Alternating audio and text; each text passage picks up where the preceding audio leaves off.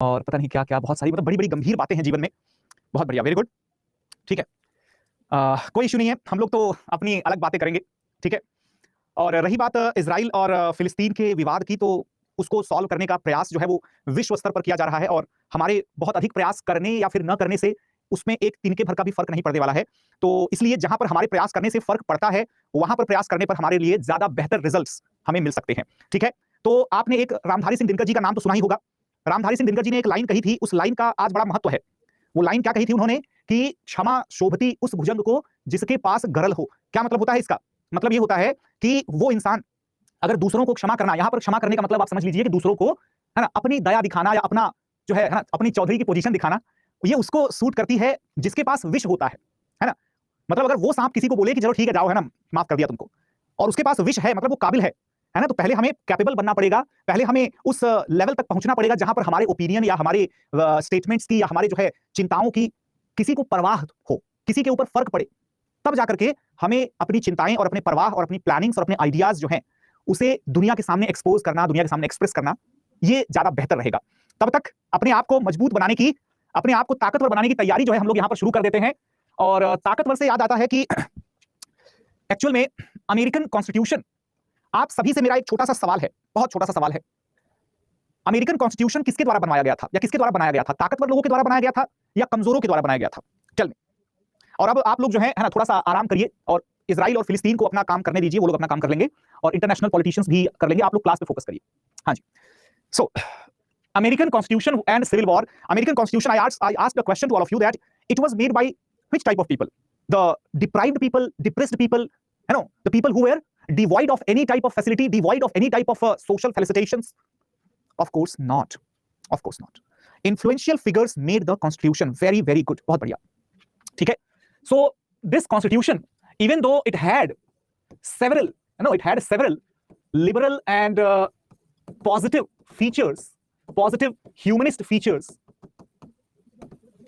लेकिन आप सबको ये पता होना चाहिए कि all these were reserved only for a handful of people. यानी कि अमेरिका का संविधान जिस आजादी की बात करता था, जिस संवैधानिक अधिकार या कहें कि कॉन्स्टिट्यूशनल राइट्स या फंडामेंटल राइट्स जिसको कि बिल ऑफ राइट्स के थ्रू अमेरिकन कॉन्स्टिट्यूशन ने प्रोवाइड किया था, या फिर जितने भी ह्यूमैनिटेरियन राइट्स थे, मानवतावादी अधिकार जो थे, ये सब के सब किसके लिए थे? क्या वहां के नेटिव्स के लिए हुआ करता था? क्या ये नेटिव्स के लिए तो नहीं होता था ये? क्या वहां के जो पुअर थे उनके लिए था? क्या उनके लिए नहीं था? क्या वुमेन को ऑल द राइट्स जो है, क्या वुमेन को सभी अधिकार मिले हुए थे? क्या नहीं मिले हुए थे? ठीक है? क्या नॉर्थ और साउथ के जो भी स्टेट्स थे, क्या उनके बीच में इक्वालिटी स्टैब्लिश हुई थी? क्या नहीं स्टैब्लिश हुई थी? नहीं स्टैब्लिश हुई थी। ठीक है? यानी कि कॉन्स्टिट्यूशन बन तो गया था। कॉन्स्टिट्यूशन बनने के बाद, कॉन्स्टिट्यूशन के बनने की वजह से एक कॉन्स्टिट्यूशनल गवर्नमेंट आ गई बाकायदा, जिसमें कि, है ना, सुप्रीम कोर्ट, जिसमें कि कांग्रेस, ठीक है ना, और जिसमें कि बाकायदा एक एग्जीक्यूटिव गवर्नमेंट, हर एक प्रॉपर कैटेगराइजेशन जो है, पावर का प्रॉपर कैटेगराइजेशन जो है, वो तो इंप्लीमेंट हो गया। ध्यान रखिएगा, there are two things very important to understand. The one thing is called as the separation of power, separation of power, and the second thing is called as the inclusion and distribution, I would say deliberation of power. ये जो दोनों चीजें होती है ना, separation of power, Charles de Montesquieu, आप लोगों ने पिछले लेक्चर्स में पढ़ा होगा। चार्ल्स मॉन्टेस्क्यू जो है वो बताते हैं कि भाई कंसंट्रेशन ऑफ पावर होना कितनी गलत बात है। दरअसल में जनता का राइट होता है कि उसको भले ही अथॉरिटी टू गवर्न या अथॉरिटी टू एडमिनिस्टर ना मिले, लेकिन जिसके पास अथॉरिटी टू एडमिनिस्टर है, कम से कम वो अपनी पावर्स को अलग अलग डिस्ट्रीब्यूट कर दे, कम से कम कुछ 3 रिस्पॉन्सिबल हैंडल्स में। अमेरिका ने उसको बाकायदा लागू करके दिखा दिया कि देखो कैसे डिस्ट्रीब्यूशन ऑफ पावर हो सकती है, कैसे हमारे कॉन्स्टिट्यूशन ने एक कांग्रेस के पास लेजिस्लेशन यानी कानून बनाने की शक्ति दी, कैसे हमारे कॉन्स्टिट्यूशन ने जो फेडरल एग्जीक्यूटिव है या जो स्टेट एग्जीक्यूटिव है उसके पास कार्यकारिणी शक्तियां यानी कि एग्जीक्यूटिव पावर्स, और सुप्रीम कोर्ट के पास जो है जुडिशियल पावर्स यानी कि न्यायिक शक्तियां, किस तरीके से सेपरेट कर दी। ठीक है? अब इसमें अगर देखें, तो आई थिंक आप सभी लोग इतना तो ऑब्जर्व कर लेंगे कि अमेरिकन कॉन्स्टिट्यूशन ने क्या कर दिया था, प्रॉपरली सेपरेशन ऑफ पावर को इंप्लीमेंट कर दिया था। लेकिन दोस्तों जब बात आती है डिस्ट्रीब्यूशन और द डेलिब्रेशन ऑफ पावर, यानी कि पावर जो है वो ग्राउंड लेवल पर, the last man standing in the queue, he should be और she should be made a stakeholder in the decision making. Now that was still not the feature of India American Constitution. ठीक है, तो हम ये कह सकते हैं कि अमेरिकन कॉन्स्टिट्यूशन में अभी भी द लास्ट मैन स्टैंडिंग जो है, अंतिम व्यक्ति जो खड़ा है कतार में, यानी कि the one who is the most deprived person, the poorest of all, that person did not get any such right, authority or the power to enjoy under the Constitution of United States. इसका मतलब अभी भी क्या था, अभी भी जो है वो शोषण वगैरह तो चल ही रहा था। ध्यान रखिएगा, हम लोगों ने कल ही ये सारी चीजें डिस्कस कर ली थी। आपको याद होगा कि कैल्विनिज्म को इन लोगों ने रिजेक्ट कर दिया था और किस तरीके से जो है अमेरिका के और यूरोप के चर्चों के साथ अपना पूरा रिलेशन इन्होंने तोड़ दिया, यानी कि concept of absolute secular kingdom, absolute secular state, sorry, ये पूरी तरीके से अमेरिकन कॉन्स्टिट्यूशन ने लागू कर दिया था। सिविल लिबर्टीज या सिविल राइट्स हो गए, ये सब लागू कर दिए। ठीक है, अब थोड़े से अगर हम फीचर्स की बात कर लें, राइट, थोड़े से फीचर्स की बात कर लें। अमेरिका का कॉन्स्टिट्यूशन जो है दोस्तों, ये संयोग से देखिएगा जरा, है ना, this is a very beautiful coincidence. When there was the French Revolution taking place in the 1789, okay, in the very same year, the Constitution of United States, it was implemented or came to force. तो इसका implementation कब होता है? 1789 में होता है, ध्यान रखिएगा। ठीक है, छोटा सा संविधान था, कोई बहुत बड़ा संविधान नहीं था, मात्र और मात्र 7 आर्टिकल्स थे, only 7 articles, nothing else. How many of you can exactly tell me the reason that why were there only 7 articles, not more than that? Any specific reasons behind it? Yes? Everyone, tell me the possible reason that why were there only 7 articles, not more than that. I think all of you are having the exact idea behind it. Very good. बहुत अच्छी बात है Aditya, Ramakant and Rahul, right? बहुत बढ़िया। स्नेहा कहती है कि not a diverse country. Sneha, I would disagree to that point. America was indeed a diverse country. The thing is that because suppose these are the states, all right? So every single state will have its own constitution. Okay, every single state it will have its own constitution. So when the states had their own constitution, जब राज्यों का अपना स्वयं का संविधान था, तो फिर बचा क्या? और वैसे भी this was basically a federation.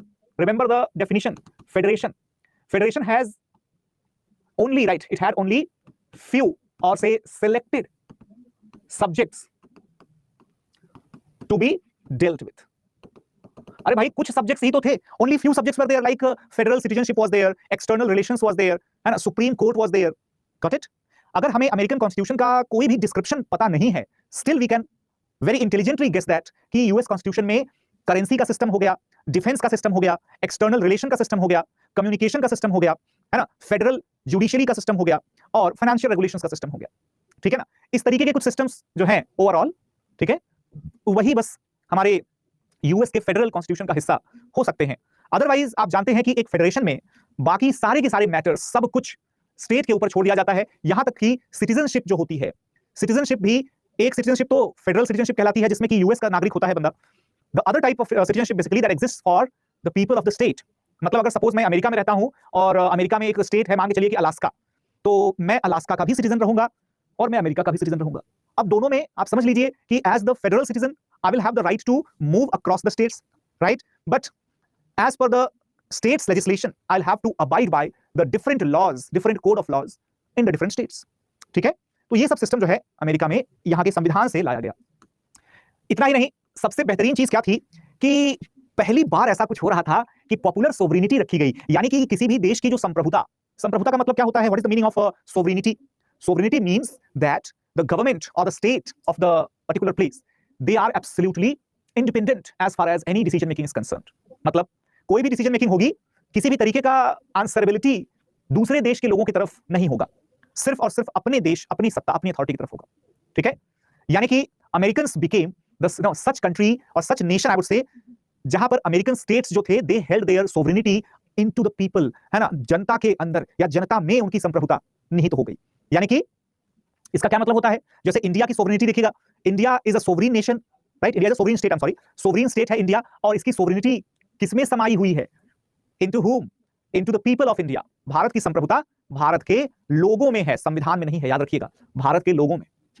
ठीक है, क्योंकि संविधान क्या कहता है भारत का कि we the people of India, है ना, do hereby enact, adopt and give ourselves this constitution, यानी कि हम भारत के लोग एतद द्वारा अपने आप को यह संविधान जो है वो, है ना, अर्पित, अधिनियमित और अंगीकृत करते हैं, है ना। तो वही अंगीकृत कर लिया या जो है अर्पित कर लिया या अधिकृत कर लिया, जो भी, कुल मिलाकर के जनता ने जनता के लिए संविधान बना दिया। ठीक है, सेम वहां पर भी सिमिलरली क्या हो रहा है कि कॉन्स्टिट्यूशन की सुप्रीमेसी है, संविधान जो है वो पूरे देश का सर्वोच्च कानून है, बाकी जो भी कानून बनेंगे वो संविधान के दायरे में ही बनेंगे, संविधान से बाहर जाकर के नहीं बन सकते। ये वाला फंडा भी यूनाइटेड स्टेट्स में ही सबसे पहले शुरू किया गया था, ध्यान रखिएगा। मतलब कि जनता सुप्रीम है, जनता क्या है, सोवरीन है, मर्जी की मालिक है, और जनता ने अपनी मर्जी से क्या बनाया, संविधान बनाया। संविधान जनता का बनाया सबसे ऊंचा कानून है, और वो सबसे ऊंचा कानून जो है उसी के रेंज में रह करके सारे लॉज बनाए जाएंगे, और उन लॉज को बनाने के लिए किसकी रिस्पॉन्सिबिलिटी होगी, वो लोग रिस्पॉन्सिबल होंगे जिन्हें पब्लिक ने अपना रिप्रेजेंटेटिव चुना है। क्या चुना है, अपना रिप्रेजेंटेटिव चुना है, ठीक है। तो कुल मिलाकर के हम ये कह सकते हैं कि यूनाइटेड स्टेट्स में डेमोक्रेटिक रिपब्लिक स्टेट की स्थापना हो गई, लेकिन उस कॉन्स्टिट्यूशन में कुछ बहुत अच्छी चीजें भी थी जो कि थ्योरेटिकल इंपॉर्टेंस रखती हैं, हमारे कॉन्स्टिट्यूशन से कंपेरेबल हैं। इनफैक्ट हमारे कॉन्स्टिट्यूशन में काफी सारे फीचर्स जो हैं वो यूनाइटेड स्टेट्स के कॉन्स्टिट्यूशन से ही लिए गए हैं। फॉर एग्जांपल, लिमिटेड गवर्नेंस का जो कॉन्सेप्ट है, कॉन्स्टिट्यूशनल गवर्नमेंट का मतलब यही होता है। यूपीएससी में साफ साफ ये क्वेश्चन पूछा गया था दोस्तों, यूपीएससी में प्रीलिम्स एग्जामिनेशन में ये क्वेश्चन पूछा गया था, मेरे ख्याल से 2023 का ही कुछ क्वेश्चन है ये, ठीक है ना। ये कहने के लिए तो पॉलिटी का क्वेश्चन है, लेकिन आप जब वर्ल्ड हिस्ट्री पढ़ते हैं, उसमें यूएस के बारे में पढ़ते हैं, तो उसमें भी आपको पता चलता है कि सबसे पहली बार लिमिटेड गवर्नमेंट किसी देश में अगर लागू थी तो वो यूनाइटेड स्टेट्स था। यानी कि सरकार भी जो है वो कॉन्स्टिट्यूशन से बाउंड है, कॉन्स्टिट्यूशन के बियॉन्ड जाकर के नहीं चल सकती। फेडरल पॉलिटी थी, यानी कि डबल कॉन्स्टिट्यूशनल अरेंजमेंट जो है दोस्तों, डबल कॉन्स्टिट्यूशनल अरेंजमेंट का मतलब होता है कि राज्यों के लिए एक संविधान का कुछ प्रोविजन है और केंद्र के लिए संविधान का प्रोविजन है, ठीक है। That is called as the federal polity. इसी तरीके से फेडरल पॉलिटी में स्टेट्स के लिए भी कानून है और सेंटर के लिए भी कानून है, ठीक है। तो ये जो है ध्यान रखिएगा ना। इसके अलावा यूएस कॉन्स्टिट्यूशन जो है दोस्तों, ये एक बहुत ही रिजिड कॉन्स्टिट्यूशन है। रिजिड कॉन्स्टिट्यूशन का मतलब क्या होता है, मतलब कि यूएस के कॉन्स्टिट्यूशन में अमेंडमेंट करना is a very very difficult task, very difficult task. And guess what, क्यों ऐसा है, बिकॉज यूएस का जो कॉन्स्टिट्यूशन है दोस्तों, ध्यान रखिएगा, that constitution is the result of the joint agreement amongst all the participant states. जितने भी कॉन्स्टिट्यूएंट स्टेट्स हैं या जो भागीदार राज्य हैं, उनके मिलीजुली सहमति का नतीजा है। आई बात समझ में। भारत में तो ऐसा नहीं है ना भाई। भारत में क्या देश का संविधान सभी राज्यों के द्वारा बनाया गया था कि सभी लोगों के रिप्रेजेंटेटिव्स के द्वारा बनाया गया था? Tell me. सभी लोगों के, सभी पब्लिक के रिप्रेजेंटेटिव्स के द्वारा बनाया गया था, क्योंकि इंडिया में कॉन्स्टिट्यूशन बनने के टाइम पर जो स्टेट्स थे वैसे स्टेट्स आज तो नहीं है, आज तो नहीं है। लेकिन यूनाइटेड स्टेट्स में, अमेरिका में जब कॉन्स्टिट्यूशन बना था उस टाइम पर जो स्टेट्स थे वो तो अभी भी हैं, उनसे ज्यादा स्टेट्स और जुड़ गए हैं। ओके। इसके अलावा दोस्तों प्रेसिडेंशियल फॉर्म ऑफ गवर्नमेंट है, डबल सिटीजनशिप है, सेपरेट कॉन्स्टिट्यूशन स्टेट्स के लिए, और आप कह सकते हैं कि एक तरीके से जो हेड ऑफ द स्टेट है वो इलेक्टेड तो होता ही है, बट इनडायरेक्टली इलेक्टेड होता है, indirectly elected. Of course direct election के लिए यार बहुत पब्लिक है, तो that will be little bit difficult, ठीक है। बाकी जो हम लोगों ने डिस्कशन किया है सेपरेशन ऑफ पावर का, या फिर doctrine of check and balance. Check and balance का मतलब क्या होता है, राइट? चेक एंड बैलेंस का मतलब क्या होता है? चेक एंड बैलेंस का मतलब होता है कि अगर सुप्रीम कोर्ट, फॉर एग्जांपल, जैसे भी आप देखिएगा कि अमेरिकन हिस्ट्री में पहली बार डोनाल्ड ट्रंप जो है वो बेचारे, मतलब आप समझ लो कि ऑलमोस्ट इंपीच होते होते बचे थे, है ना। उसके पहले भी इंपीचमेंट लाने की कोशिश तो की ही गई है, राइट ना, लेकिन इस बार तो बिल्कुल नजदीक थे। इंपीचमेंट का मतलब क्या होता है? इंपीचमेंट का मतलब होता है कि भाई हेड ऑफ द स्टेट जो है उसे भी मनमानी करने का अधिकार नहीं है, उसको भी हटाया जा सकता है in case of the violation, in case of the violation of the constitution. Supreme court भी अगर वायलेशन करेगा किसी भी तरीके से तो उसके लिए भी फिर कांग्रेस के पास पावर है, ठीक है। Sir, what is the difference between the states and the representatives of the people? मैं बताता हूं, एक सेकंड रुकिए जरा। ऋतिक, स्टेट्स, अब यहां पर आप समझिए थोड़ा सा। मैं ये कहता हूं कि let us decide to make a constitution, let us decide to make a constitution. तो हम लोग कौन है भाई? हम लोग है ना ए बी सी डी, है ना, ई और एफ जी, अलग अलग स्टेट्स हैं। हम लोग क्या हैं? अलग अलग स्टेट्स हैं, ठीक है। हमने संविधान बनाया, कैसे बनाया? हमने इस स्टेट से किसी को भेजा, हमने इस स्टेट को भेजा, यहां से किसको भेज दिया? पी को भेज दिया, यहां से किसको भेज दिया? हमने क्यू को भेज दिया, यहां से हमने भेज दिया आर को, ठीक है ना। यहां से गए एस, यहां से गए टी, यहां से गए यू और यहां से गए वी। अलग अलग लोग जो है जाते हैं, बैठते हैं और आपस में डिसाइड कर लेते हैं, अपने राज्यों के अस्तित्व को बरकरार रखते हैं, ठीक है। दे मेंटेन्ड द और they kept the position of their states intact. इसका मतलब क्या होता है दोस्त? इसका मतलब ये होता है कि आप जानते होंगे जी, अमेरिका में बाई कैमरल लेजिस्लेचर होता है। बाई कैमरल लेजिस्लेचर का मतलब कहते हैं उसे द्विसदनीय। क्या कहते हैं? द्विसदनीय, ठीक है ना, द्विसदनीय। उसमें आप जानते हैं कि दो अलग अलग हाउसेस हैं, कौन कौन से? एक है आपका सेनेट और एक है आपका हाउस ऑफ पीपल, ऑलराइट। तो सेनेट और हाउस ऑफ पीपल जो है, हाउस ऑफ पीपल्स रिप्रेजेंटेटिव जिसको आप कह सकते हैं, दरअसल में क्या होता है मालूम है? वहां के सेनेट में एवरी स्टेट had या got two representative fixed, ठीक है। अब यहां पर अगर देखें, है ना, हाउस ऑफ पीपल या house of representatives of the people, वहां पर तो चलो ठीक है, क्योंकि ये तो बाद की अरेंजमेंट है, लेकिन स्टेट्स जो मिलकर के संविधान बनाते हैं, हर एक राज्य से एक फिक्स नंबर ऑफ पीपल जाते हैं। जरा समझिएगा, हर राज्य से फिक्स नंबर ऑफ पीपल जाने का मतलब क्या हुआ? इसका मतलब यह हुआ कि जनता से मतलब नहीं है, स्टेट के रिप्रेजेंटेशन से मतलब है बस। ठीक है, अगर पब्लिक से मतलब होता तो पब्लिक जहां पर ज्यादा होती वहां से ज्यादा लोग जाते, जैसे कि इंडिया में हुआ था। भारत की संविधान सभा का गठन जब हुआ था तो आप जानते हैं कि जहां पर पॉपुलेशन ज्यादा थी वहां से ज्यादा लोग चुन करके गए थे, जहां पॉपुलेशन कम थी वहां से कम लोग चुन करके गए थे। ओवरऑल अगर देखा जाए तो हर स्टेट ने पहले अपने यहां पर असेंबली के इलेक्शंस करवाए, उसके बाद उस असेंबली के इलेक्शंस में जो लोग जीतते हैं वो लोग उसी रेशियो में दूसरे लोगों को चुन करके भेजते हैं और तब जाकर के इंडिया का कॉन्स्टिट्यूएंट असेंबली बनता है। अमेरिका का कॉन्स्टिट्यूएंट असेंबली कैसे बना कि अच्छा कितने राज्य हैं, 13 है, चलो बेटा सबके सब जो है वो अपने यहां से दो लड़कों को भेज दो, दो लड़के बैठ जाएंगे, बात कर लेंगे, हो गया, बन गया संविधान। तो यहां पर जनता के रिप्रेजेंटेशन की तो कोई बात ही नहीं हुई। जनता की रिप्रेजेंटेशन के बजाय सिर्फ हर एक राज्य का रिप्रेजेंटेशन हुआ है बस। ठीक है, और यही वो कारण है जिसकी वजह से सभी राज्यों ने कहा कि भाई हम लोग तो शुरू से ही हैं, अलग अलग हैं, हम लोग मिल करके बैठते हैं, सिर्फ एक दूसरे में मर्ज नहीं हो जाएंगे, अपनी अलग आइडेंटिटी को मेंटेन रखेंगे। ठीक है, तो अमेरिका में सभी स्टेट्स ने अपनी अलग आइडेंटिटी को मेंटेन रखा और अपने इधर तो कोई ऐसा स्टेट वाला सिस्टम था ही नहीं। हमारे इधर तो पब्लिक थी भाई, और पब्लिक को ब्रिटिश लोगों ने अलग अलग यूनिट्स में डिवाइड किया हुआ था, तो हर यूनिट में जितनी जनता थी उसके प्रोपोर्शनेट मेंबर्स चुन करके आ गए। बाद में जब संविधान बन गया तब ये सब कुछ रीअरेंज कर दिया गया। इंडिया में संविधान बन गया है, अब हम लोग अपने तरीके से जनता को उसकी भाषा के आधार पर, एडमिनिस्ट्रेशन के आधार पर, कन्वीनियंस के आधार पर, डिमांड के आधार पर डिवाइड कर देते हैं और तब जाकर के हमने स्टेट्स बना दिए। ठीक है, जबकि अमेरिका में ऐसा नहीं हुआ, वहां पर जो स्टेट जैसा था वो वैसा ही है, क्योंकि वो स्टेट्स पहले थे, देश बाद में बने। हमारे इधर देश पहले था, स्टेट्स बाद में बने। ठीक है, एग्जैक्टली आकाश, एग्जैक्टली। अब इसके अलावा दोस्तों जुडिशियल सुप्रीमेसी हो गया या फिर लोगों के अधिकार हो गए या जुडिशियल रिव्यू, है ना, ये सब चीजें भी जो है अमेरिकन कॉन्स्टिट्यूशन के फीचर्स में ही आते हैं। This is not the major topic, ये छोटा सा टॉपिक है जो आपको एडिशनली, है ना, अतिरिक्त के तौर पर पता होना चाहिए। ठीक है, आपको शायद ध्यान होगा अगर किसी बच्चे ने कभी भी यूपीएससी के अलावा कभी किसी स्टेट पीसीएस का मेंस दिया होगा अगर, तो कभी कभी स्टेट पीसीएस के मेंस में भी ऐसे वाले क्वेश्चन पूछ लेता है, मतलब चौंका देता है कि अरे ये तो यूपीएससी का लेवल हो गया, है ना, तो आप उसके लिए भी तैयार रहना चाहिए। ठीक है, अमेरिका में रूल ऑफ लॉ है कि रूल बाय लॉ? अरे वाह, अमेरिका में रूल ऑफ लॉ है ना, या फिर प्रोसीजर एस्टैब्लिश्ड बाय लॉ? अगर आपका ये सवाल होता कीर्ति तो ज्यादा अच्छा रहता। अमेरिका में है प्रोसीजर एस्टैब्लिश्ड बाय लॉ, ना कि रूल ऑफ लॉ। ठीक है, लेकिन ये कॉन्स्टिट्यूशन का टॉपिक है तो इसको हम लोग आज की क्लास में तो बिल्कुल डिस्कस नहीं करेंगे। ठीक है, वहां पर ड्यू प्रोसेस ऑफ लॉ चलता है, ध्यान रखिएगा, ड्यू प्रोसेस ऑफ लॉ। ठीक है, तो ये सभी लोगों को ध्यान में रखना है। हाउस ऑफ पीपल में फिक्स्ड रिप्रेजेंटेटिव्स होते हैं या अकॉर्डिंग टू पॉपुलेशन रिप्रेजेंटेशन होता है? श्रेया, एक्चुअल में नंबर ऑफ पीपल तो फिक्स है और स्टेट बाय स्टेट वेरी करता है। ठीक है ना, लेकिन ये भी याद रखिएगा हम लोग अमेरिका के कॉन्स्टिट्यूशन और भारत के कॉन्स्टिट्यूशन को अभी कंपैरिजन करके यहाँ पर पढ़ नहीं रहे हैं क्योंकि वो हमारा सब्जेक्ट नहीं है यहाँ पर। बट इतना जान लीजिए कि भारत में संसद के जब चुनाव होते हैं, लोकसभा में अलग अलग स्टेट्स से अलग अलग संख्या में अलग अलग नंबर्स में लोग जीत करके आते हैं और ओवरऑल लोकसभा की मेजोरिटी से डिसाइड होता है कि इंडिया का प्राइम मिनिस्टर कौन बनेगा, है ना, यही इंडिया के सिस्टम का फीचर है। लेकिन अमेरिका में क्या होता है, वहां पर अलग अलग स्टेट्स के रिप्रेजेंटेटिव्स जो इलेक्ट होकर के आते हैं वो सिर्फ और सिर्फ कानून बनाते हैं। प्रेसिडेंट के इलेक्शन के लिए, वहां पर प्रेसिडेंट के इलेक्शन के लिए हर एक स्टेट से रिप्रेजेंटेटिव्स को, मतलब है ना, चुने जाने का अलग से एक बाकायदा प्रोग्राम चलता है। ठीक है, इसीलिए अभी हम लोग उसके बारे में बात नहीं करेंगे, ये आपके जो पॉलिटी सब्जेक्ट के फैकल्टी होंगे वो आपको बता देंगे अच्छी तरीके से। ठीक है ना, अभी हम लोग अगर उधर जाएंगे तो डाइवर्ट हो जाएंगे। हमारा टॉपिक जो है वो अमेरिकन कॉन्स्टिट्यूशन से ज्यादा हमारा टॉपिक जो है वो अमेरिका का सिविल वॉर है और इसके बाद फिर फ्रेंच रेवोल्यूशन आज पढ़ेंगे तो मजा आ जाएगा। ठीक है, आइलैंड ऑफ अमेरिका किसके अंडर में रूल होता है? आइलैंड ऑफ अमेरिका क्या होता है? आइलैंड ऑफ अमेरिका किसको कहते हैं? अगर आप हवाई वगैरह के बारे में या फिर जो कुछ मैक्सिको की खाड़ी वाले जो इलाके हैं उसकी बात कर रहे हैं, ठीक है ना, तो फिर दैट्स नॉट नेसेसरी, क्योंकि हवाई वगैरह उस टाइम पर तो अमेरिका का हिस्सा भी नहीं थे, वो तो बाद में बने हैं। Selection of representative in the American upper house and American lower house. देखिए अमेरिका में ऐसा देखो, वहां पर अगर हम बात करते हैं कि अमेरिकन अपर हाउस या लोअर हाउस जो है दोनों ही दरअसल में वहां पर डायरेक्ट इलेक्शन से चुने जाते हैं। ठीक है, ध्यान रखिएगा, जिसमें कि 100 सीनेट मेंबर्स होते हैं और 435 जो है वो आपके हाउस ऑफ रिप्रेजेंटेटिव्स के, हाउस ऑफ पीपल जिसको हम कह रहे हैं, उसके मेंबर्स होते हैं। ठीक है, इनके जो मेंबर्स का इलेक्शन होता है, ठीक है, वो state wise house of representatives में क्या होता है, वेरी करता है, लेकिन हाउस ऑफ रिप्रेजेंटेटिव्स में वेरिएबल होने के बाद हाउस जो आपका सीनेट है उसमें फिक्स होते हैं।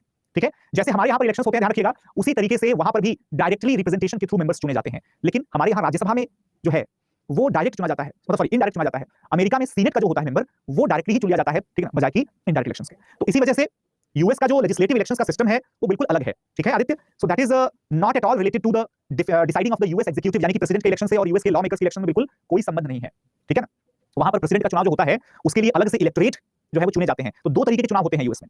अपने यहाँ एक चुनाव होता है, उसी से लोकसभा के एमपी चुन लिए जाते हैं, वही लोकसभा के एमपी प्रधानमंत्री को डिसाइड कर देते हैं। वहां पर एक चुनाव होगा तो उससे लोकसभा यानी कि हाउस ऑफ रिप्रेजेंटेटिव और राज्यसभा यानी कि सीनेट के मेंबर्स चुने जाएंगे अलग अलग, वो एक अलग मसला हो गया। जब प्रेसिडेंट के चुनाव की बात आएगी तब अमेरिका में फिर से चुनाव होंगे, जो मेंबर्स इलेक्ट होकर के आएंगे वो मेंबर्स प्रेसिडेंट को अपने इलेक्ट करेंगे और उसके बाद जैसे ही प्रेसिडेंट का चुनाव खत्म, उन लोगों का काम खत्म, उनको डिसॉल्व कर दिया जाएगा। ठीक है, नाउ अब हम थोड़ा सा बात करते हैं अमेरिका के कुछ स्टेट्स के बारे में और इनके गृह युद्ध के बारे में। यहां पर आपको अलग अलग एरियाज दिख रहे होंगे, अलग अलग एरिया जो है आपको यहाँ पर दिखाई होंगे, ध्यान रखिएगा। ये आपका टेरिटरीज है, यानी कि यूएस की पूरी टेरिटरीज है। कन्फेडरेट स्टेट्स, बॉर्डर स्टेट्स और यूनियन स्टेट्स, यानी कि दोस्तों ये वो राज्य हैं, ठीक है ना, जिनको हम कहते हैं यूनियन स्टेट्स। क्या कहते हैं? Union states. इंडियाना, ओहियो, ठीक है ना, इलिनॉइस, मिशिगन, ठीक है ना, और इसके अलावा न्यूयॉर्क, ठीक है। इसके अलावा जो है आपका मतलब और भी छोटे छोटे स्टेट्स बहुत सारे हैं यहाँ पे, है ना, न्यू जर्सी वगैरह सब कुछ है, कंसास हो गया, कैलिफोर्निया, ऑरेगॉन, ठीक है ना, ये सब जो है छोटे छोटे स्टेट्स। हाँ जी कीर्ति, ये सब छोटे छोटे स्टेट्स सबके मिलाकर के यूनियन स्टेट्स कहलाते हैं, ठीक है। और उसके बाद कुछ स्टेट्स हैं जो बॉर्डर साइड पे हैं, यानी कि जैसे कि है ना अलग अलग स्टेट्स हैं यहाँ पे। अब फॉर एग्जांपल वाशिंगटन का जो इलाका है, ठीक है ना, या फिर जो आपके मोंटेना का इलाका है, ठीक है ना, या फिर जो इंडियन टेरिटरीज है बेसिकली उसके भी एरियाज हैं। तो ये सब क्या हो गए आपके नेबरिंग, सॉरी बॉर्डरिंग स्टेट्स। फिर आते हैं कुछ कन्फेडरेट स्टेट्स, टेक्सास हो गया, मिसिसिपी हो गया, टेनिस हो गया, ठीक है ना, या फिर आपका अरकान हो गया यहाँ पर, ठीक है ना। ये सब स्टेट्स क्या कहलाते हैं? ये सब कहलाते हैं आपके कन्फेडरेट। अब सवाल ये खड़ा हो रहा है कि ये ग्रुप्स बने क्यों हैं और किस चीज के लिए बने हैं। दरअसल में दोस्तों अमेरिका में एक बड़ा ही बेकार सा सिस्टम चलता था। क्या सिस्टम चलता था बेकार सा, ये जानते हैं? बेकार सा सिस्टम ये चलता था वहां पर कि स्लेवरी का जो सिस्टम था, ठीक है ना, स्लेवरी के अलावा दोस्तों इकोनॉमिक डिस्पैरिटी जो है, इकोनॉमिक डिस्पैरिटी, इसके अलावा जो है पॉलिटिकल डिफरेंसेस, इसके अलावा जो है पार्टिसिपेशन या पार्टिसिपेटरी कॉन्फ्लिक्ट्स, ठीक है, इसके अलावा जो है sympathy, sorry, with the local या नेटिव्स। देखो भाई बहुत सारे जो है, कुछ याद बात करने की जरूरत नहीं है बेटा, कुछ याद बात करने की जरूरत नहीं है। बहुत सारे जो है फैक्टर्स विद्यमान थे, they were present and they actually they were creating the divide between the group of two, right, two different group of the states. For example slavery के मुद्दे पर दोस्तों नॉर्दर्न स्टेट्स, जिनको हम लोग क्या कह रहे हैं, जिनको हम लोग कह रहे हैं यूनियन, ठीक है ना, ये नॉर्दर्न स्टेट्स जो है वो यूनियन कहला रहे हैं, ध्यान रखिएगा। ये लोग जो है स्लेवरी के मुद्दे पर क्या है ना, यूनियन स्टेट्स जो है दे अपोज्ड द स्लेवरी, ऑलराइट। लेकिन वहीं अगर देखेंगे तो सदर्न यानी कि कन्फेडरेट्स जो है they supported, right, they supported. अब कन्फेडरेट्स इसको सपोर्ट क्यों कर रहे हैं, क्या रीजन है जरा देखिएगा। इनके सपोर्ट करने का रीजन ये है दोस्त कि इनके बीच में इकोनॉमिक डिस्पैरिटी बहुत ज्यादा है। जहां एक तरफ अगर आप नॉर्दर्न स्टेट्स को देखेंगे तो ये जो है इंडस्ट्रियलाइज्ड हो चुके हैं, क्या हो चुके हैं, इंडस्ट्रियलाइज्ड हो चुके हैं। आपको बता दिया जाए कि दोस्तों 1810 से लेकर के और 1860 के बीच में जो 75% रेलवे एक्सपेंशन हो गया है ना, रेलवे ट्रैक्स हो गए, या फिर इंडस्ट्रियल फैक्ट्रीज हो गई, इंडस्ट्रियल फैक्ट्रीज हो गई, या फिर मैन्युफैक्चरिंग सेंटर्स हो गए, ठीक है, एक्सपोर्ट हो गया इंडस्ट्री। ये सारी की सारी चीजें कहां डेवलप हो रही थी? Only in the northern states, northern states. और ऊपर से ये भी याद रखिएगा कि ये नॉर्दर्न स्टेट्स जो हैं न सिर्फ इंडस्ट्रियलाइज थे बल्कि ये ज्यादा रिसोर्सफुल भी हुआ करते थे, रिसोर्सफुल भी थे और ज्यादा रिच भी हुआ करते थे। यानी कि यहां पर जो कुछ स्टेट्स हैं उनके डेवलपमेंट ज्यादा हो रही है, बाकी स्टेट्स की डेवलपमेंट नहीं हो रही है, क्योंकि जो सदर्न स्टेट्स थे दोस्तों ये कैसे थे? ये जो है एग्रेरियन थे, ये जो है डिजास्टर से हिट होते थे ना, डिजास्टर हिट स्टेट्स थे। ये जो है पुअर थे, राइट, और अनइंडस्ट्रियलाइज्ड हम बोल सकते हैं, ठीक है ना। यानी अगर हम देखें तो बड़ा ही जबरदस्त एक डिवाइड क्रिएट हो गया था। ये तो वैसी ही बात हो गई कि जैसे एक ही परिवार में अगर दो भाई हैं और एक भाई जो है बहुत अच्छा कर रहा है, he is doing absolutely great, पैसे की तो बारिश हो रही है ना, लेकिन दूसरी तरफ जो है दूसरा भाई, उससे 1 रुपए का मतलब नहीं है, उसके घर की चीजें जो है वो गांव में रहता है, खेती बाड़ी करता है। तो ये जो पहला वाला भाई है जो शहर में रहता है, पैसे कमाता है, ये गांव में जाएगा, खेती के लिए पैसे तो नहीं देगा, लेकिन खेती के लिए जो प्रोडक्शन हुआ है खेती से उसको उठा करके जरूर लेके आएगा, ये बोल करके कि हमारा भी खेत है और हमारा भी उसमें शेयर है। तो ऐसे में फिर छोटे वाले जो गांव में रहता है उसको लगेगा कि यार ये तो बड़ा एक्सप्लॉइटेशन हो रहा है, हम तो भाई अलग हो जाएंगे। और शहर वाले के पास फिर पैसा रहेगा, उसके पास पब्लिक रहेगी, उसके पास जोर जबरदस्ती करने का दम रहेगा, सोर्स रहेगा, है ना, ताकत, वो हर चीज से क्या करेगा, वो अलग होने के लिए जो नाराज लोग थे, है ना, गांव वाले भाई साहब, उनको दबोच लेगा और फोर्सफुली क्या करेगा, उनको एक्सेप्ट करवाएगा कि आप जो है वो हमारे साथ ही रहेंगे। हाँ ठीक है, अब थोड़े बहुत पैसे हम आपको दे देंगे खेती करने के लिए, but that does not mean कि you will be talking again about getting separated from the family, ठीक है। तो एग्जैक्टली सेम यही सिस्टम है। अमेरिका का नॉर्दर्न स्टेट्स का और सदर्न स्टेट्स का जो आपस में डिस्प्यूट था, उसे हम इंडिया के नॉर्थ और साउथ से कंपेयर क्यों नहीं कर सकते? क्या बिल्कुल नहीं कर सकते। क्यों नहीं कर सकते? क्योंकि इंडिया में ऐसा नहीं है, इंडिया में ऐसा नहीं है कि खेती बाड़ी सिर्फ और सिर्फ नॉर्थ इंडिया में ही होती है, साउथ में नहीं होती है, ऐसा तो नहीं है। इंडिया में ऐसा भी नहीं है कि नॉर्थ और साउथ में दोनों में एक ही तरीके के लोग रहते हों, बस इकोनॉमिक डिफरेंसेस हों, ऐसा भी नहीं है। इंडिया में नॉर्थ साउथ में कल्चरल डिफरेंसेस ज्यादा हैं, इकोनॉमिक डिफरेंसेस से उतना फर्क नहीं पड़ता, क्योंकि नॉर्थ में भी there are prosperous kingdom, prosperous states in India like Haryana, Punjab etcetera, right, even the western part of Uttar Pradesh is very prosperous, got it?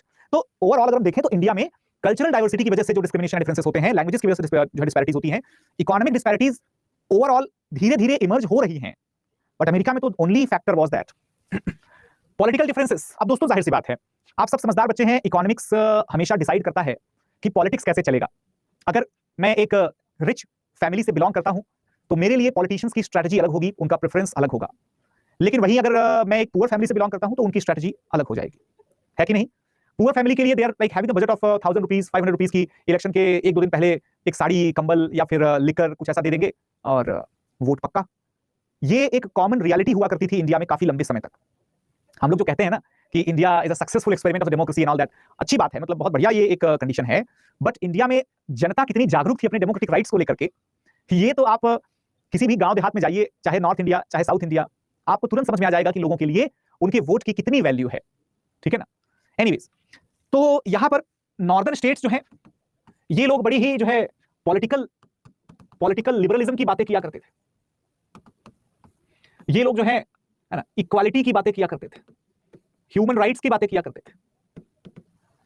और वहीं अगर देखें तो सदर्न स्टेट्स में क्या चल रहा था भाई? सदर्न स्टेट्स में ये लोग सर्वाइवल की बातें किया करते थे। ये लोग जो है ना, कंटिन्यूएशन ऑफ द स्लेवरी, उस चीज की बात करते थे। ये लोग जो है ऑर्थोडॉक्सी की बात करते थे, ऑर्थोडॉक्सी की बात करते थे, ठीक है? इसके अलावा दोस्तों पार्टिसिपेटरी कॉन्फ्लिक्ट्स भी था। नॉर्थ के स्टेट्स का पार्टिसिपेशन ज्यादा था, सदर्न स्टेट्स का पार्टिसिपेशन नेग्लिजिबल था। वैसे भी क्योंकि सदर्न स्टेट्स की जो आबादी थी वो भी कम थी, जो लोग थे मतलब यानी कि जो इलाके थे वो भी कम थे। तो ओवरऑल अगर हम देखें तो southern states were at the heavily disadvantageous side and therefore they were not at all happy living under the control of the politicians coming from the north, ठीक है? इसकी वजह से एक बड़ा ही जबरदस्त पॉलिटिकल गेम हो जाता है। दरअसल में नॉर्थ जो कि लिबरल थे, जो कि थोड़े से पार्टिसिपेटरी प्रैक्टिसेस को बढ़ावा देते थे, उन लोगों ने नेटिव्स को और अफ्रीकन स्लेव्स को, ध्यान रखिएगा बहुत अच्छे से, नेटिव्स को और अफ्रीकन स्लेव्स जो हैं, अफ्रीकन ओरिजिन स्लेव्स, इनको जो है वोटिंग राइट्स और अबॉलिशन ऑफ स्लेवरी, इस मुद्दे पर जो है अपने इलेक्शन कैंपेन्स को जो है वो शुरू कर दिया। ध्यान रखिएगा, ठीक है ना? अपने इलेक्शन कैंपेन को इन्होंने स्टार्ट कर दिया। अच्छा, अब आप में से कितने लोगों को पता है कि अब्राहम लिंकन जो है ये 1860 जो है, कहां गया, हाँ 1860 जो है यहां पर ये राष्ट्रपति बन जाते हैं। But tell me to which party did he belong? कौन सी पार्टी से इनका संबंध था भाई? अब्राहम लिंकन का संबंध जो है कौन सी पार्टी से हुआ करता था? हाँ जी बताइए फटाफट से, anyone, any idea? Republican Democrats, right. अब देखिए भाई यहां पर जो है, राइट, यहां पर जो है अब्राहम लिंकन की जब हम बात करते हैं दोस्तों, ये दरअसल में, एक सेकंड है ना, जस्ट अ सेकंड, कुछ एक मेल आया है, थोड़ा सा रुक जाइए 2 सेकंड। ओके ठीक है, तो अच्छा हाँ, हम लोग बात कर रहे थे अब्राहम लिंकन, कहां है अब्राहम लिंकन? इधर है, सॉरी गाइस, है ना, थोड़ा सा एक मेल आ गया था। तो अब्राहम लिंकन की बात कर रहे थे। अब्राहम लिंकन दरअसल में आप ध्यान रखिएगा ये किसके ग्रुप से बिलोंग करेंगे? ये बिलोंग करेंगे थोड़ा सा जो थोड़ा इंडस्ट्रियलिस्ट टाइप के, थोड़ा सा कैपिटलिस्ट सपोर्ट करने वाले जो लोग हैं। अच्छा, आप सोचेंगे कि ये कैपिटलिज्म को सपोर्ट करने वाला बंदा या इंडस्ट्रियल्स को सपोर्ट करने वाला बंदा ये स्लेव्स के फेवर में कैसे बात कर रहा है ना? स्लेव्स के फेवर में कैसे बात कर रहा है? दरअसल में ये पॉलिटिकली भले ही रिपब्लिकन ग्रुप को सपोर्ट करते थे, ध्यान रखिएगा, लेकिन दोस्तों इनकी जो पॉलिटिकल आइडियोलॉजी थी वो आज के रिपब्लिकन से थोड़ी सी अलग थी। ये अपने पॉलिटिकल जर्नी में वर्कर्स को और डिप्राइव्ड सेक्शंस को बहुत ही प्रायोरिटाइज करते थे, पर्सनली बहुत ज्यादा प्रायोरिटाइज करते थे, क्योंकि इनका खुद का बैकग्राउंड जो है वो बहुत ही पुअर था, बहुत ही हम्बल बैकग्राउंड था, ठीक है? आप लोगों ने स्कूल की किताबों में अब्राहम लिंकन की स्टोरी जरूर पढ़ी होगी, है ना, जो एक बहुत ही हम्बल बैकग्राउंड में फैमिली में जो इनका जन्म होता है। और ये भी आपने जरूर पढ़ा होगा कि ये हर जगह जो है जहां भी ट्राई करते हैं most of the times unsuccessful ही रहते हैं, और इलेक्शंस कितनी बार ही हारते थे जहां पर पार्टिसिपेट करते थे, लेकिन अच्छे ओरेटर थे, इसके अलावा अच्छे जो है वो कह सकते हैं पब्लिक कम्युनिकेटर थे, तो इनकी ग्रिप जो है वो मजबूत होती गई पॉलिटिक्स में, ठीक है? बिल्कुल बिल्कुल, चिमनी की रोशनी में पढ़ते थे, सही है ना, कुल्हाड़ी वगैरह काटते थे, सामने पढ़ा है, बहुत बढ़िया। तो ये जो है दरअसल में कैपिटलिज्म के, है ना, जो उस टाइम का पॉजिटिव प्रभाव चलता था कैपिटलिज्म का, उसके फेवर में थे, पूंजीवाद के, मशीनीकरण के, मजदूरों की राहत के, उसके फेवर में थे। जबकि जो इनके ओपोनेंट हैं, ध्यान रखिएगा, आप लोगों ने नाम सुना होगा जेफरसन डेविस का नाम, कभी किसी ने सुना है क्या? Jefferson Davis.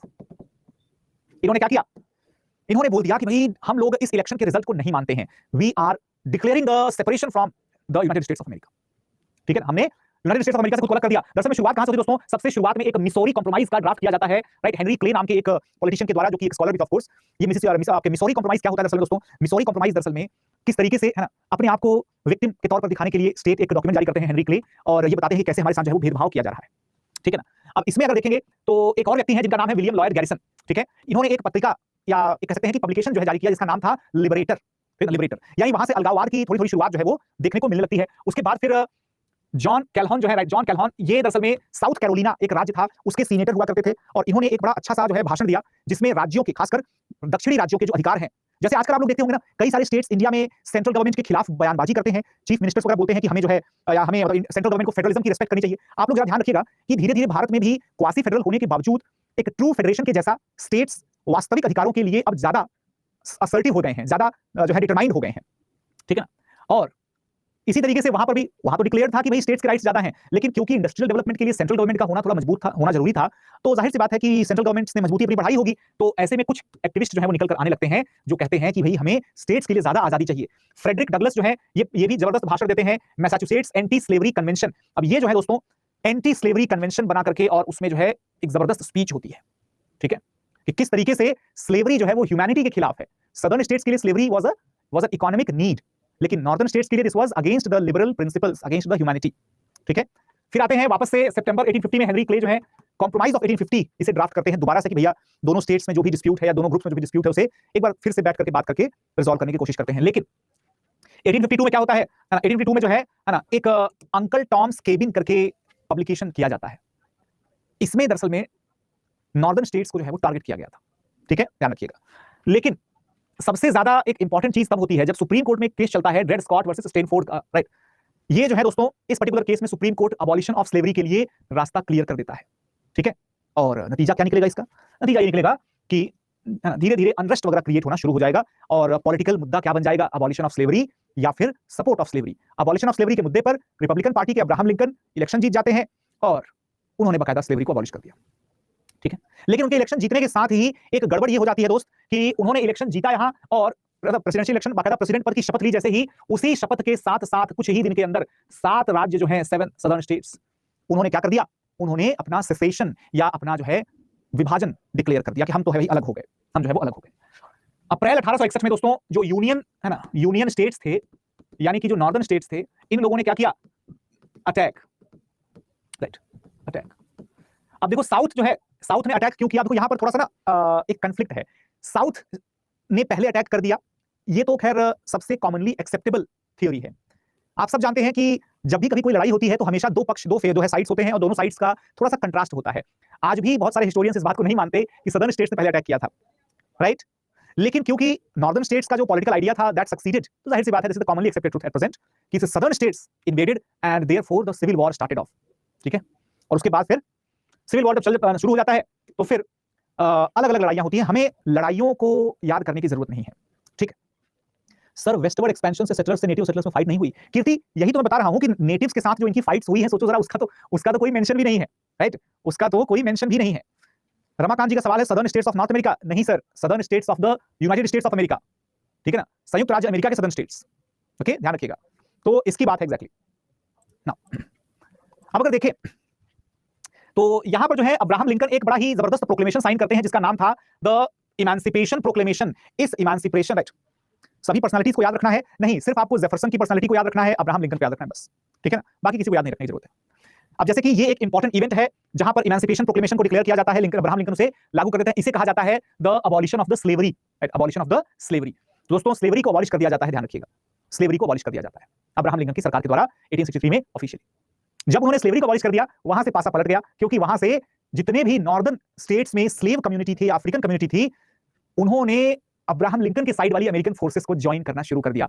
और जैसे ही उन्होंने ज्वाइन किया, अमेरिकन फोर्सेस जो नॉर्दर्न स्टेट्स की जो फोर्सेस थी वो जीतना शुरू हो जाती हैं, और बहुत जल्दी ही जो है ना, साउथ स्टेट्स जो है, सदर्न स्टेट्स जो है वो सरेंडर कर देते हैं, सदर्न स्टेट्स सरेंडर कर देते हैं, ध्यान रखिएगा, ठीक है ना। आप लोगों को ये कमांडर्स के नाम याद करने की कोई जरूरत नहीं है, okay. Southern states were the slaves to, southern states slaves तो नहीं बोल सकते हैं, southern states were exploited by the northern states, at least that is partially true only. अब अगर मैं ये कहूं फॉर एग्जांपल कि भारत में ही आप देख लीजिए कि भारत में नॉर्दर्न स्टेट्स पॉपुलेशन ज्यादा है, पॉलिटिकल रिप्रेजेंटेशन ज्यादा है, number of prime ministers north से ज्यादा हुए हैं, तो सदर्न स्टेट्स इस बात पर भी तो नाराज हो सकते हैं कि देखो यार, इनका जो है पॉलिटिकल रिप्रेजेंटेशन भी ज्यादा है, इनका जो है पॉपुलेशन ज्यादा होने की वजह से जो बजटरी ग्रांट्स मिलते हैं वो भी ज्यादा मिलते हैं, जो हम लोग टैक्स पे करते हैं वो ज्यादा टैक्स पे करते हैं, लेकिन जो शेयर मिलता है सेंट्रल गवर्नमेंट से खर्चे के लिए वो नॉर्थ स्टेट्स को ज्यादा मिलता है। ठीक है ना, हम लोग इंडस्ट्रियल आउटपुट ज्यादा करते हैं लेकिन ना उसके बावजूद हमें इसका कोई एक्स्ट्रा बेनिफिट नहीं मिलता है। ओके, तो ये जो है हम लोग कह सकते हैं। ठीक है, ध्यान रखिएगा। सदर्न स्टेट्स कौन थे उसके लिए आपको ये वाला मैप देखना पड़ेगा। ठीक है ना, इसमें आपको मिसौरी हो गया है ना, टेनेसी हो गया आपके, इसके अलावा जो है वो अरकाना हो गया या अरकान्स जिसको कहते हैं, टेक्सास हो गया। ठीक है ना, इसके अलावा जो है आपके और भी बहुत सारे स्टेट्स हैं। ठीक है ना, ओके ना, अब टोटल मिलाकर के कितने थे? टोटल मिलाकर के 7 स्टेट्स थे, 7। ठीक है, तो ये सारी चीजें जो है आपको ध्यान रखनी है। अमेरिकन रिवॉल्यूशन का सही मायने में, अमेरिकी क्रांति का सही मायने में जो एंड होता है, ये एंड होता है दोस्तों 1864 1865 में, जब पूरी तरीके से जो सिविल वॉर है वो खत्म हो जाता है। और दोस्तों सिविल वॉर ओवर होने के जस्ट बाद अब्राहम लिंकन को गोली मार दी जाती है। Who are the leaders of the southern states? Right, आप देखिए क्या लिखा हुआ है यहां पर, इधर देखिए क्या लिखा हुआ है, इनका नाम भी बताया रखा है, Jefferson Davis. Right, he declared himself as the president of the confederate states of America. United States of America नहीं, कन्फेडरेट स्टेट्स ऑफ अमेरिका, यानी कि दो अमेरिका हो गए थे। What about the central American countries, वहां क्या चल रहा था कैरिबियन आइलैंड्स में? कीर्ति रावत जी, वो इस चैप्टर में हम लोग नहीं पढ़ेंगे, उसके लिए अलग से चैप्टर्स हैं, वहां पर पढ़ लिया जाएगा। ठीक है, तो दोस्तों अमेरिका की स्टोरी जो है, अच्छा वॉइस सोनाली जी कह रही है कि वॉइस नहीं आ रही है, तो बाकी लोगों के लिए तो वॉइस आ रही है ना भाई? यस एवरीवन, बाकी लोगों के लिए वॉइस आ रही है ना? Voice is perfect, yes voice is perfect. ठीक है, तो दोस्तों इसमें अगर देखें तो अमेरिकन रिवॉल्यूशन दरअसल में खत्म कब होता है? खत्म कब होता है ये तो हम लोगों ने देख लिया था कि अमेरिकन रिवॉल्यूशन का एंड हो गया भाई 1789 में या 1781 में या 1776 में, जहां पर 4 जुलाई को जो है इंडिपेंडेंस है ना, या फिर यहां पर जो है सॉरी 83, यहां पर जो है आपका रिकॉग्निशन एज या रिकॉग्निशन है ना, और यहां पर जो है वो इंप्लीमेंटेशन ऑफ कॉन्स्टिट्यूशन। ठीक है ना, got it everyone? Difference between confederate states of America and the USA. अरे भाई अभी इतनी देर तक मैं क्या बता रहा था, जो नॉर्दर्न स्टेट्स थे उनका नाम क्या था, मतलब पूरे अमेरिका का नाम क्या था? पूरे अमेरिका का नाम था यूनाइटेड स्टेट्स ऑफ अमेरिका, लेकिन उसमें से कुछ 7 स्टेट्स ने अपने आप को अलग डिक्लेयर कर दिया, उन्होंने अपना नाम रख दिया confederate states of America. Simple है ना, okay, so that is as simple as that. ये तो वही बात होगी जैसे कि मैं कहूं कि अब आप लोग समझिए, फॉर एग्जांपल जैसे भारत हो गया है ना, भारत के कुछ स्टेट्स आपस में बोल दें कि हमारा नाम जो है वो कन्फेडरेट स्टेट्स ऑफ इंडिया होगा, तो ठीक है, होगा तो होगा, है ना। अब दोस्तों ये जो 3 घटनाएं हैं, जो 3 इवेंट्स हैं, इस इवेंट्स का दरअसल में कंटेम्पररी वर्ल्ड पर बहुत जबरदस्त इंपैक्ट पड़ता है, कंटेम्पररी वर्ल्ड पर बहुत जबरदस्त इंपैक्ट पड़ता है। सोनम जी का एक सवाल है, रिकॉग्नाइज्ड बाय यूके, उनको समझ में नहीं आया तो बेटा कल का लेक्चर आप देखिए, क्योंकि कल का लेक्चर फिर आपने नहीं देखा है। ठीक है, and I am not going to answer this particular question, I am really sorry for that. आपको इसका आंसर खुद से पता करना पड़ेगा कल का लेक्चर रिवाइज करके। ठीक है ना, रिकॉग्नाइज्ड बाय यूके का मतलब क्या होता है ये आप जानिए। फ्रेंच रिवॉल्यूशन जो है दोस्तों, फ्रेंच रिवॉल्यूशन दरअसल में ह्यूमन हिस्ट्री के one of the most impactful, right, one of the most impactful जो है इवेंट्स में से एक होता है, ध्यान रखिएगा, जिसके तहत हम लोग ये समझ सकते हैं कि किस तरीके से किस तरीके से दुनिया भर के जो इतिहास है या दुनिया भर के जो पॉलिटिकल प्रिंसिपल्स हैं उसमें बदलाव देखने को मिलता है, ध्यान रखिएगा। ठीक है ना, ऑलराइट, तो इसके बारे में हम लोग पढ़ेंगे, राइट, इसके बारे में हम लोग पढ़ेंगे, लेकिन सोनम जी मैं बता तो दे रहा हूं, लेकिन प्लीज आप सभी से गुजारिश है, हम्बल रिक्वेस्ट है कि बिना प्रीवियस क्लास देखे आप कंटिन्यू अगर करेंगे तो पूरा हॉच पॉच हो जाएगा और मजा खराब हो जाएगा पूरा। ठीक है ना, तो मजा किसमें है? कंटिन्यूटी में मजा है ना, निरंतरता। तो दोस्तों ये है फ्रांस का एक मैप। किसका मैप है? फ्रांस का एक मैप है 1552 से लेकर के 1798, हेनरी सेकंड से लेकर के और रिवॉल्यूशन के समय तक का। Henry second, Henry fourth, Louis 14th, Louis 15th और लुई 16th जो है भाई साहब, है ना, लुई 16th के टाइम पर रिवॉल्यूशन जो है वो हुआ था, याद रखिएगा। ठीक है ना, इसमें आपको ये भी समझना है कि ओवरऑल जो छोटे छोटे इलाके हैं, ये सब आप मान लीजिए कि फ्रांस का ही हिस्सा है, यहां से लेकर के ये रेड वाली लाइन से लेकर के, ठीक है ना, ये पूरा ये फ्रांस का एरिया है। तो आप फ्रांस एक काफी बड़ा यूरोपियन देश माना जा सकता है ना। फ्रांस के ही एक छोटे से आइलैंड का भी नाम है कॉर्सिका, है ना। कॉर्सिका का नाम तो आप सबने सुना होगा, वो कौन सी तो मूवी थी ना, वो शायद रणबीर कपूर की कोई मूवी थी जिसमें वो कॉर्सिका में उससे मिलता है दीपिका पादुकोण से, है ना, तमाशा है ना, कॉर्सिका ही था शायद, क्या से पता नहीं, आई डोंट नो, राइट। तो ये जो है, राइट, काफी ज्यादा बड़ा इलाका था फ्रांस का। फ्रांस एक बड़ा ही कल्चरली बहुत ही साउंड, बहुत ही ग्लोरियस, बहुत ही ज्यादा डोमिनेंट था, पावरफुल देश था। दुनिया के इतिहास में अगर किसी एक देश ने सबसे ज्यादा युद्ध जीते हैं, सबसे ज्यादा बैटल्स अगर जीते हैं ऑफिशियली जो इंटरनेशनल या इंटर स्टेट बैटल्स होते हैं, यानी एक राजा का दूसरे राजा के साथ जब युद्ध होता है या एक देश का दूसरे देश के साथ युद्ध होता है, तो उसमें फ्रांस नंबर 1 पर आता है। ठीक है ना, और ब्रिटेन जो है उसके बाद आता है, यानी हम ये कह सकते हैं कि फ्रांस का एक बड़ा ही ग्लोरियस इतिहास था। ठीक है, आप सभी को याद होगा पहली क्लास में मैंने आपसे बताया था कि दोस्तों ये जो इलाका है, यहां पर गॉल्स जो है, गॉल्स और फ्रैंक्स, ये सब कौन हुआ करते थे? ये सब जो है ट्राइब्स हुआ करते थे, वो ट्राइब्स जिन्होंने क्या किया, took over after the decline of the Roman empire. है ना, सब लोगों को याद होगा ये तो। रोमन एम्पायर के डिक्लाइन के बाद जो है छोटे छोटे किंगडम्स बन गए थे, और छोटे छोटे किंगडम्स में एक टेंडेंसी बड़ी कॉमन हुआ करती थी। अब क्योंकि वो लोग खुद किसी बड़े भारी राजघराने से तो थे नहीं, इसका मतलब बिना लोकल सपोर्ट के रूल कर पाना पॉसिबल नहीं होता, है ना। तो लोकल सपोर्ट को इंश्योर करने के लिए क्या करेंगे, वो अपने अपने एरिया के बड़े आदमी लोगों को बुलाएंगे, जो जमींदार टाइप के लोग हैं, जिनके पास इन्फ्लुएंशियल पावर है, उन सभी को क्या कर देंगे, लैंड असाइनमेंट जो है वो हैंड ओवर कर देंगे कि चलो ठीक है, आप लोग इस जमीन के क्या हो, लैंडलॉर्ड हो, बस हर साल मेरे को टैक्स पे करते रहना। तो यहां से जो है हम लोगों ने देखा था कि कैसे पूरे मेडिवल यूरोप में एक फ्यूडल सिस्टम या एक सामंतवादी प्रणाली जो है वो चल रही थी, जिसको हम लोग क्या कहते हैं, द सिस्टम ऑफ वसाल्स, राइट, या वसालेज। यहां पर वसालेज का मतलब क्या होता है दोस्तों, यहां पर वसाल्स जो होते हैं ये कौन है, vassals basically they were the local representatives, right, representatives यानी कि रूलर्स ऑफ द किंग, यानी कि सेंट्रल अथॉरिटी। और आप सब तो ये भी जानते हैं, आप सबने ये भी पढ़ा हुआ है कि किस तरीके से 14th-15th सेंचुरी के आसपास जो है पूरे यूरोप के सोसाइटी में एक बदलाव की शुरुआत होती है, जिस बदलाव के लिए मैंने आपको ना एक स्टेयर बना करके, सीढ़ी बना करके बताया था कि देखो किस तरीके से जो है वो रेनेसां स्टार्ट होता है, एनलाइटनमेंट होता है, रिफॉर्मेशन होता है, उसके बाद काउंटर रिफॉर्मेशन होता है, उसके बाद किस तरीके से रिवॉल्यूशन होता है, रिवॉल्यूशन होता है, ठीक है ना, ध्यान रखिएगा। दैट्स वेयर द वर्ड, हाँ जी, बिल्कुल बिल्कुल बिल्कुल। I am facing the issues regarding the audio video, it gets stuck after every minute, then it must be an issue on your side, because I don't think कि ये issue बाकी सभी के साथ हो रहा है, ठीक है। तो प्लीज थोड़ा सा रिजोल्यूशन डाउन कर दीजिए, या अगर ऑडियो ओनली का या वीडियो ओनली का कुछ हो तो रिजोल्यूशन उसका डाउन करके देखिए कि कुछ दिक्कत ना हो।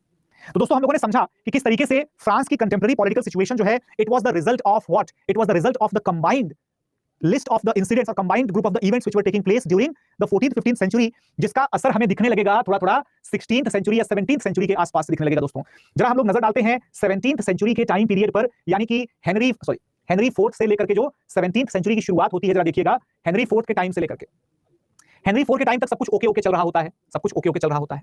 उसके बाद दोस्तों लुई 14th का टाइम आता है, किसका टाइम आता है, लुई 14th, ठीक है ना। लुई 14th जो है आपको याद होना चाहिए, ये वही राजा है जो अपने आप को खुद ही राज्य कहता था, ये वही राजा है जो अपने आप को ही राज्य कहता था, ठीक है ना। और इससे 4 कदम जाकर के, है ना, आगे लुई 16 जो है उसने तो मतलब खुद को राज्य भी कहा, और उसकी वाइफ ने तो मतलब हदें ही पार कर दी, है ना, मैरी ओंतानियो, राइट। तो ये जो है दरअसल में ऐसे कुछ रूलर्स थे जो कि एक डायनेस्टी से बिलोंग करते थे। दोस्तों ये कौन सी डायनेस्टी हुआ करती थी, ये डायनेस्टी हुआ करती थी, राइट, आप लोगों ने शायद नाम कभी कभी सुना होगा, राइट, आपने नाम कभी कभी सुना होगा, राइट, बर्बन डायनेस्टी, राइट, सुना कभी बर्बन, हाँ, बर्बन डायनेस्टी जो है, राइट, ये डायनेस्टी दरअसल में इतनी ज्यादा बदनाम डायनेस्टी थी, इन लोगों के यहां पर एक रूल चलता था, राइट, एक रूल चलता था जो कि दरअसल में, राइट, क्या रहता था, जो कि रहता था दोस्तों इन मैरिज से रिलेटेड, किससे रिलेटेड था, इन मैरिज से रिलेटेड था, यानी कि हम ये कह सकते हैं कि ये लोग आपस में परिवारों में ही जो है वो शादियां करते थे, ध्यान रखिएगा, ओके, आपस में परिवारों में ही लोग शादियां किया करते थे, ठीक है। एक सेकंड, थोड़ा सा इसका स्पेलिंग गड़बड़ है, राइट, बर्बन इंग्लिश में ये स्पेलिंग चलती है ना। एक तो यार ये इन लोगों के नाम इतने ज्यादा, फ्रेंच नामों की जो स्पेलिंग होती है वो फ्रेंच में अलग होती है, इंग्लिश में अलग हो जाती है, या तो हम ज्यों का त्यों यूज करें, नहीं तो फिर डिक्शनरी वर्ड्स अगर चेक करेंगे तो वो कुछ अलग स्पेलिंग बताएगा, है ना। जैसे लुई की अगर बात करें तो लुइस हम जिसको कहते हैं, सोचिए जरा, लुइस जिसको हम यहाँ पर लिख रहे हैं, है ना, ये लुइस, ये इंग्लिश वाली स्पेलिंग ये है, फ्रेंच वाली स्पेलिंग ये है, ठीक है ना। तो थोड़ा सा ये सब भी हमें देखना पड़ता है एनीवे। तो दोस्तों ये लोग आपस में ही परिवारों में ही शादियां करते थे, वो भी बिल्कुल इन ब्रीडिंग जिसको कहा जाता है, right, inbreeding, just to preserve the so called royal blood line, royal blood line जो है उसको प्रिजर्व करते थे। Why it is bad Krishna, it is bad because of the, right, bad because of the genetic factors, ठीक है ना, जीनोलॉजिकल जो इनएप्रोप्रिएशंस होते हैं, जो जीनोलॉजिकल दिक्कतें पैदा होती हैं, वो एक बहुत बड़ा रीजन है, ठीक है ना, इसके खराब होने का। और उसकी वजह से ये लोग बड़े बेकार टाइप के लोग हुआ करते थे, बहुत, कोई मतलब मेंटली रिटार्ड था, कोई फिजिकली रिटार्ड था, कोई जो है वो शादियों के पीछे पागल था, कोई कुछ मतलब अजीबोगरीब टाइप के लोग थे, अजीबोगरीब टाइप के लोग हुआ करते थे, ठीक है। तो ऐसे में इन्होंने अपने उस कह सकते हैं ना कि मेडिकल कंडीशन को आप देखें तो उसका बहुत तगड़ा इंपैक्ट पड़ा। लोगों ने इस पर पीएचडी किया हुआ है कि किस तरीके से एक बायोलॉजिकल कंडीशन जो है वो फ्रांस के कितनी बड़ी डायनेस्टी के डाउनफॉल के लिए रिस्पांसिबल हो जाती है ना। लोगों ने इस पर पीएचडी कर रखी है, हालांकि यूपीएससी का उतना इंटरेस्ट नहीं है उस पर, बट हमें समझना चाहिए कि इन लोगों के सनक भरे फैसलों की वजह से क्या होता है, सनक भरे फैसलों की वजह से जो फ्रेंच पब्लिक होती है, जो फ्रेंच स्कॉलर्स होते हैं, जो रिप्रेजेंटेटिव्स होते हैं, वो सब के सब जो हैं नाराज होते हैं, ठीक है। अपॉर्चुनिटीज भी तो बॉर्न हो सकती हैं, नहीं कोई चांस नहीं है। इन ब्रीडिंग जो है that only leads to the infirmities, only infirmities ही होती है, ठीक है।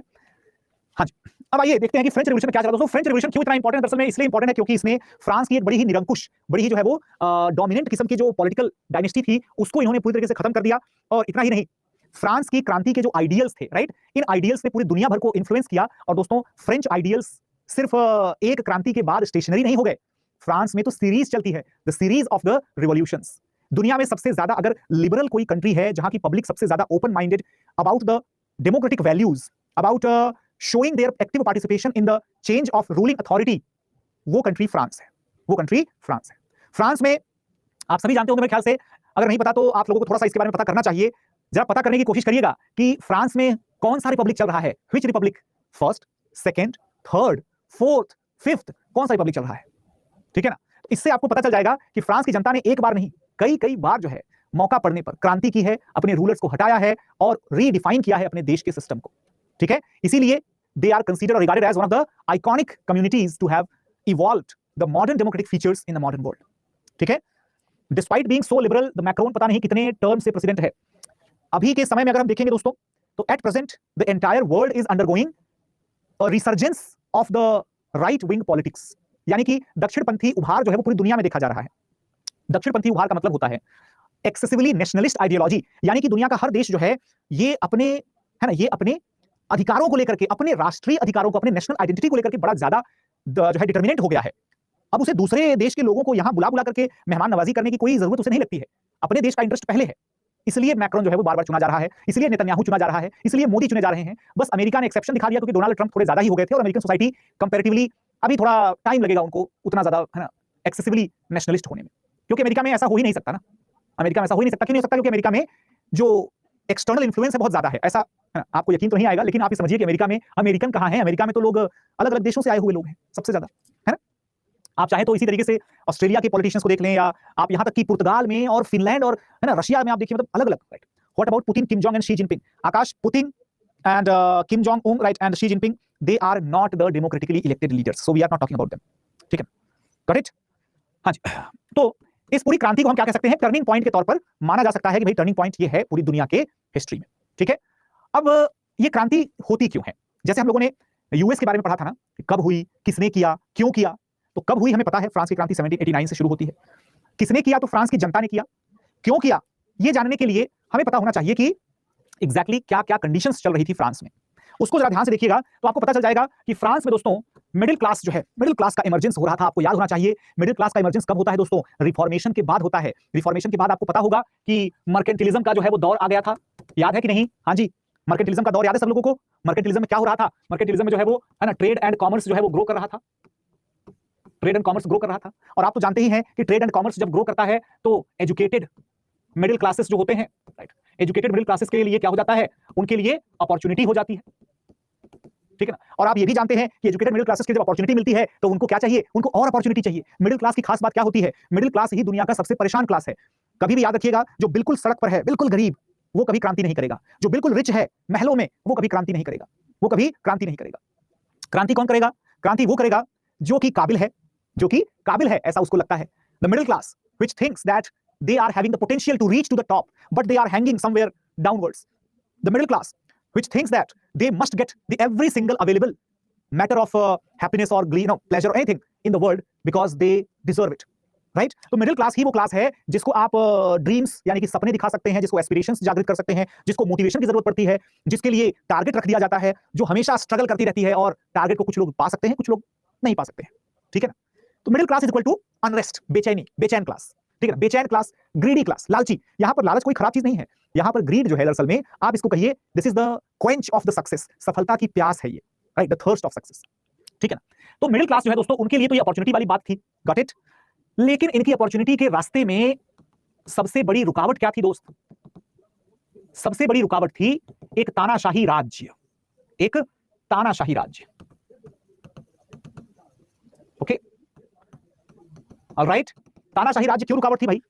तानाशाही राज्य जो है इसलिए रुकावट थी क्योंकि सारा का सारा पैसा तो उसे चाहिए, सारे के सारे प्रॉफिट तो उसको अपनी जेब में रखना है, अपने पर्सनल अय्याशियों पर उड़ाना है राजाओं को, ठीक है ना। तो ऐसे में फिर क्या होगा? ऐसे में जो है जाहिर सी बात है पब्लिक के पास जो अपॉर्चुनिटीज आएंगी वो लिमिटेड अपॉर्चुनिटीज आएंगी।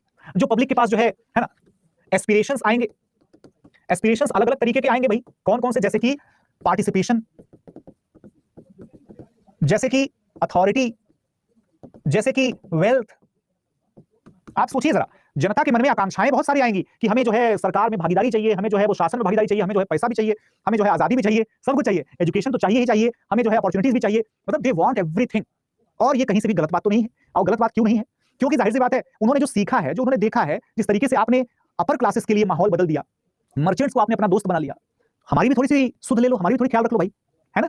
लेकिन rulers they saw no benefit as such. आप खुद सोच के देखिए, एक आम जनता का कल्याण करके राजाओं को क्या फायदा होता? कुछ भी तो नहीं, क्योंकि आम जनता के खून से, है ना, खून जो है वो उससे बनाई गई जो कमाई थी, वो तो उनके वसाल्स दे ही रहे थे उन्हें, तो वसाल से पैसे मिल तो रहे थे, चर्च के साथ रिलेशंस ठीक ठाक हो तो गए थे, व्यापारी दूसरे देशों को लूट करके पैसा जमा तो कर रहे थे, तो आम जनता तो ऑब्वियसली दे विल से कि गो टू हेल, है ना, भाड़ में जाए आम जनता, क्या फर्क पड़ता है? तो राजा जो है they were careless, they did not bother. ठीक है, बहुत सारे चैलेंजेस थे जो मैंने आपको बताया है, वही चैलेंजेस थे, जैसे कि पॉपुलेशन ग्रोथ बहुत तगड़ी चैलेंज थी, फूड शॉर्टेज बहुत बड़ा चैलेंज था, लोगों के सामने जो है वो जिंदा रहने तक की संकट आ गए थे, क्योंकि फाइनेंशियल क्राइसिस, टैक्स का बर्डन, महंगाई बहुत भयानक, बेरोजगारी, है ना, विदेशी कंपटीशन इतना तगड़ा चल रहा था, दूसरे देश भी तो आगे बढ़ रहे हैं। और आपको तो पता ही होगा, मर्केंटिलिज्म का एक बहुत स्पेशल फीचर, सिर्फ अपने देश की ग्लोरी, सिर्फ अपने देश का कल्याण, दूसरे देश का नहीं, चाहे उसके लिए युद्ध ही क्यों ना करना पड़े।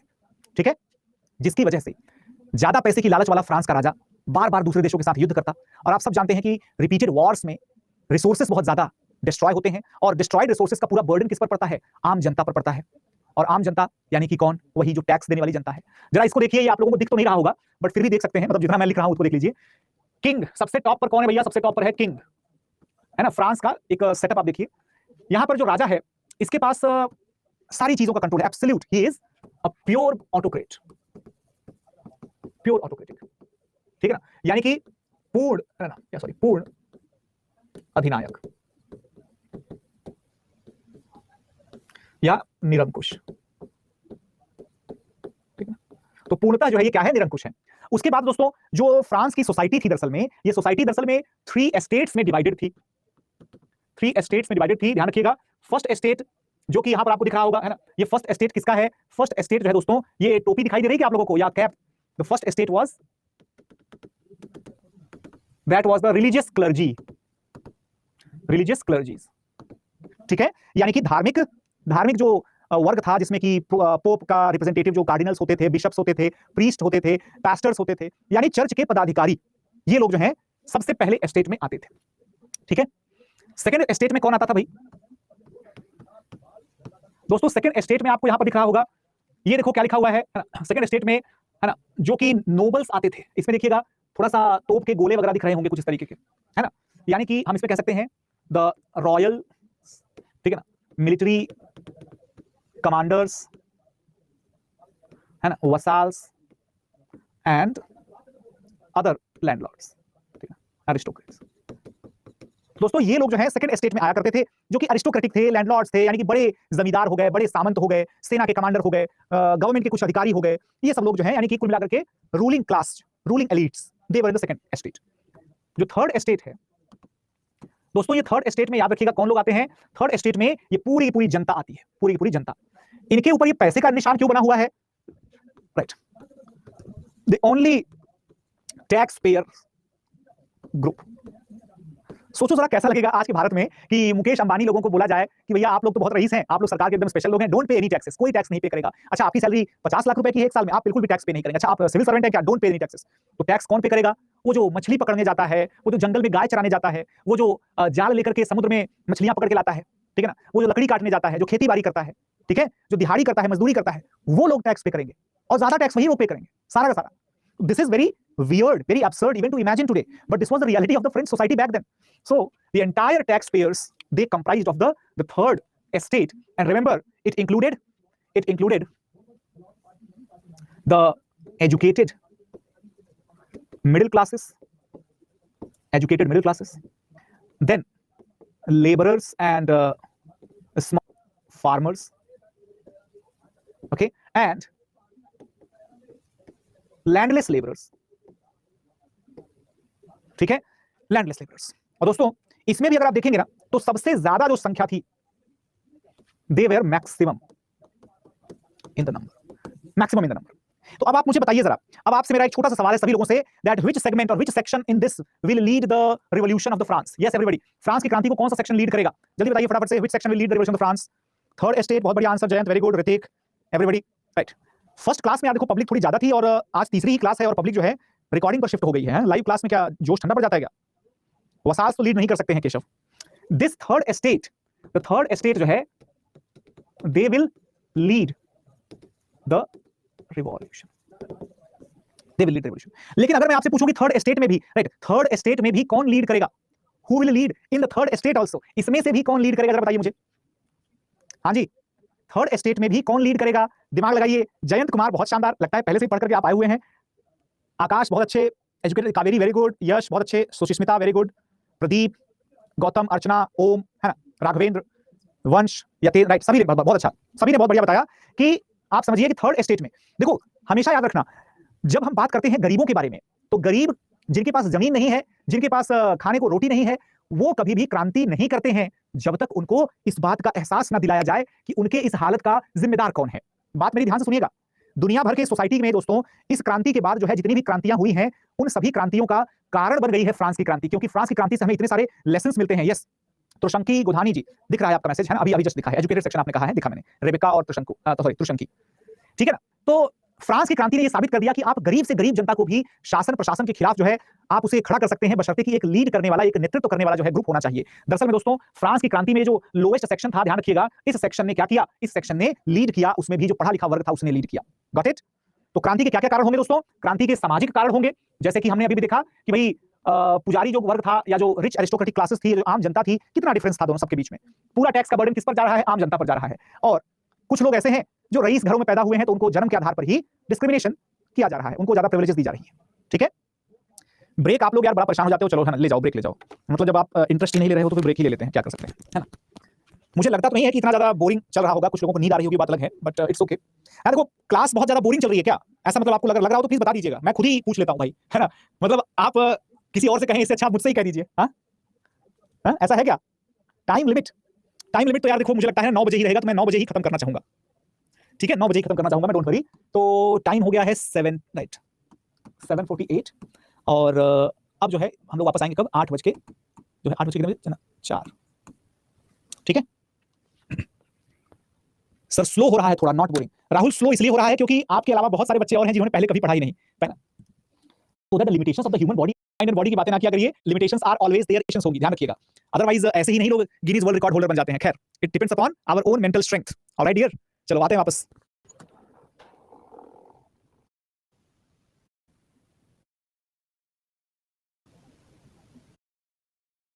फटाफट से, ठीक है, and let us take a quick look on the things.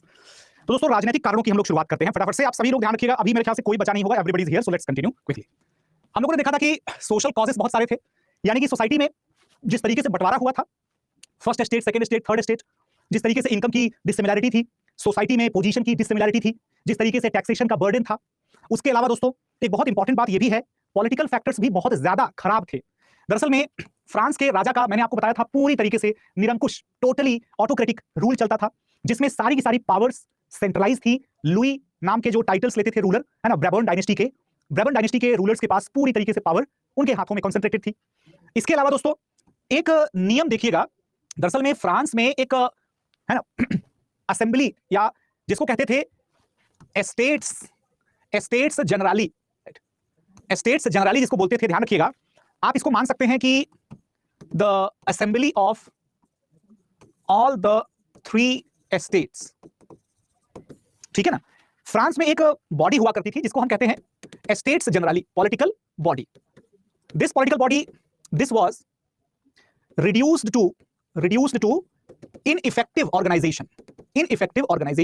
दोस्तों ध्यान रखिएगा, ये इनइफेक्टिव ऑर्गेनाइजेशन का क्या मतलब होता है। इनइफेक्टिव ऑर्गेनाइजेशन का मतलब ये होता है, जैसे अगर मैं आपसे कहूं कि पाकिस्तान में वहां पर भी एक असेंबली है, नेशनल असेंबली है कि नहीं, वहां पर भी एक सीनेट है ना, लेकिन जब जनरल परवेज मुशर्रफ या अगर कोई दूसरा तानाशाह, कोई दूसरा डिक्टेटर वहां पर अपना रूल एस्टैब्लिश कर लेता है, तो फिर उस असेंबली का क्या महत्व है। जैसे रशिया में आप देखिए, अगर वहां की पॉपुलर असेंबली, वहां के हाउस ऑफ रिप्रेजेंटेटिव हैं भी, तो उसका क्या महत्व है, क्योंकि रशिया में तो जो कुछ भी होगा तो पुतिन की मर्जी से ही होगा। बात समझ में आ रही है सभी लोगों को। उसी तरीके से फ्रांस में एस्टेट्स जनरली नाम की जो संस्था थी, जो ऑर्गेनाइजेशन था, इस ऑर्गेनाइजेशन का सिग्निफिकेंस क्या था, जीरो, कुछ भी नहीं था। लेकिन जब जनता के अंदर थोड़ी नाराजगी देखने को मिल रही थी, जनता काफी नाराज चल रही थी, अनरेस्ट वाली सिचुएशन चल रही थी, तो फ्रांस के राजा लुई 16 जो है, लुई 16 यानी लुई 16वें, उन्होंने क्या किया, उन्होंने 1788 में जो है एस्टेट्स जनरली की जो है वो बैठक बुलाई, और इस स्टेट्स जनरल की बैठक में दोस्तों यहीं से सारा का सारा जो एपिसोड है वो शुरू हो जाता है, यहीं से सारा का सारा एपिसोड शुरू हो जाता है। और दोस्तों यहां से होता है नेशनल असेंबली का फॉर्मेशन। ये नेशनल असेंबली क्या होती है? What is this so called national assembly? दरअसल में दोस्तों फ्रांस में सबसे ज्यादा जो मेंबर्स थे, सबसे ज्यादा जो संख्या थी सदस्यों की, वो सदस्यों की संख्या कहां से थी भाई? थर्ड एस्टेट के पास जो है मैक्सिमम पॉपुलेशन हुआ करती थी, ठीक है, मैक्सिमम पॉपुलेशन हुआ करती थी। लेकिन सबसे ज्यादा जो वोटिंग राइट्स हुआ करते थे दोस्तों, वोटिंग राइट्स किसके पास थे सबसे ज्यादा? वोटिंग राइट्स थे सबसे ज्यादा फर्स्ट और सेकंड एस्टेट के पास। इसका रीजन क्या होगा ये आपको ज्यादा दिमाग लगाने की जरूरत ही नहीं है, क्योंकि सबको पता है कि भाई फर्स्ट एस्टेट में रिलीजियस लोग हैं, सेकंड एस्टेट में रॉयल लोग हैं, तो उनके पास तो ज्यादा अथॉरिटी रहने की कोई स्पेशल रीजन तो नहीं चाहिए, वो तो रहेगी रहेगी। लेकिन इस बार जो है इस एस्टेट्स जनरल में क्या होता है कि फ्रांस की जो थर्ड एस्टेट के रिप्रेजेंटेटिव्स होते हैं, पढ़े लिखे मिडिल क्लास के लोग, उनकी ये डिमांड होती है कि आप सब लोग जो है डिसाइड कर लीजिए कि हम लोग ज्यादा पॉपुलेशन में हैं और हमारे रिप्रेजेंटेटिव्स की संख्या बहुत ज्यादा है और हमारे पास वोटिंग राइट्स बहुत कम है, तो आप लोग डिसाइड कर लीजिए कि हमें बराबर के वोटिंग राइट्स देंगे या फिर हम जो है पूरी तरीके से इस असेंबली को कब्जा कर लें। तो ऐसा जब भीड़ की जो ताकत होती है, भीड़ की ताकत के सामने सबसे पहले सेकंड एस्टेट ने सरेंडर कर दिया और फिर जो टॉप एस्टेट था, टॉप एस्टेट ने भी सरेंडर कर दिया।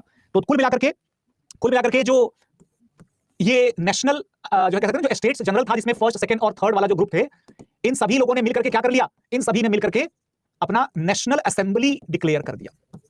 नेशनल असेंबली दरअसल में कहने के लिए तो सभी लोग हैं, लेकिन नेशनल असेंबली का जो असली मतलब है वो है थर्ड एस्टेट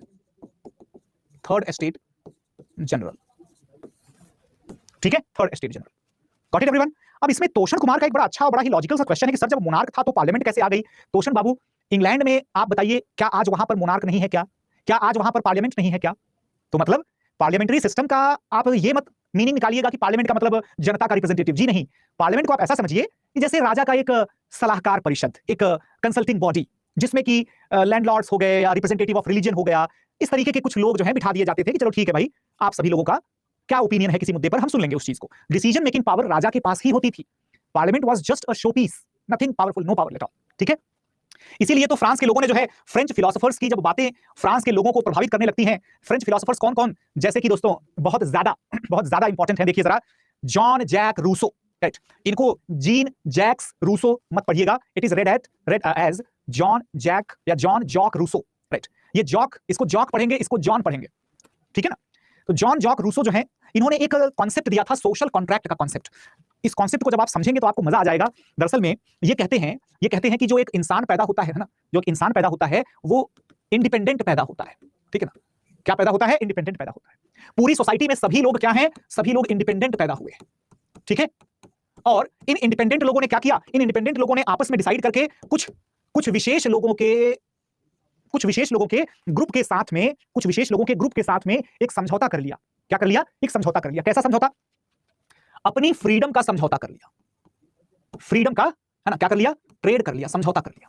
अपनी कुछ आजादी जो है वो किसको सौंप देंगे? वो इस ग्रुप को, छोटे से ग्रुप को जो है वो सौंप देंगे। और उसके बदले में क्या मिलेगा? उसके बदले में मिलेगा एडमिनिस्ट्रेशन, प्रोटेक्शन, राइट। ये सारी चीजें मिलेंगी, ये सारी चीजें मिल जाएंगी।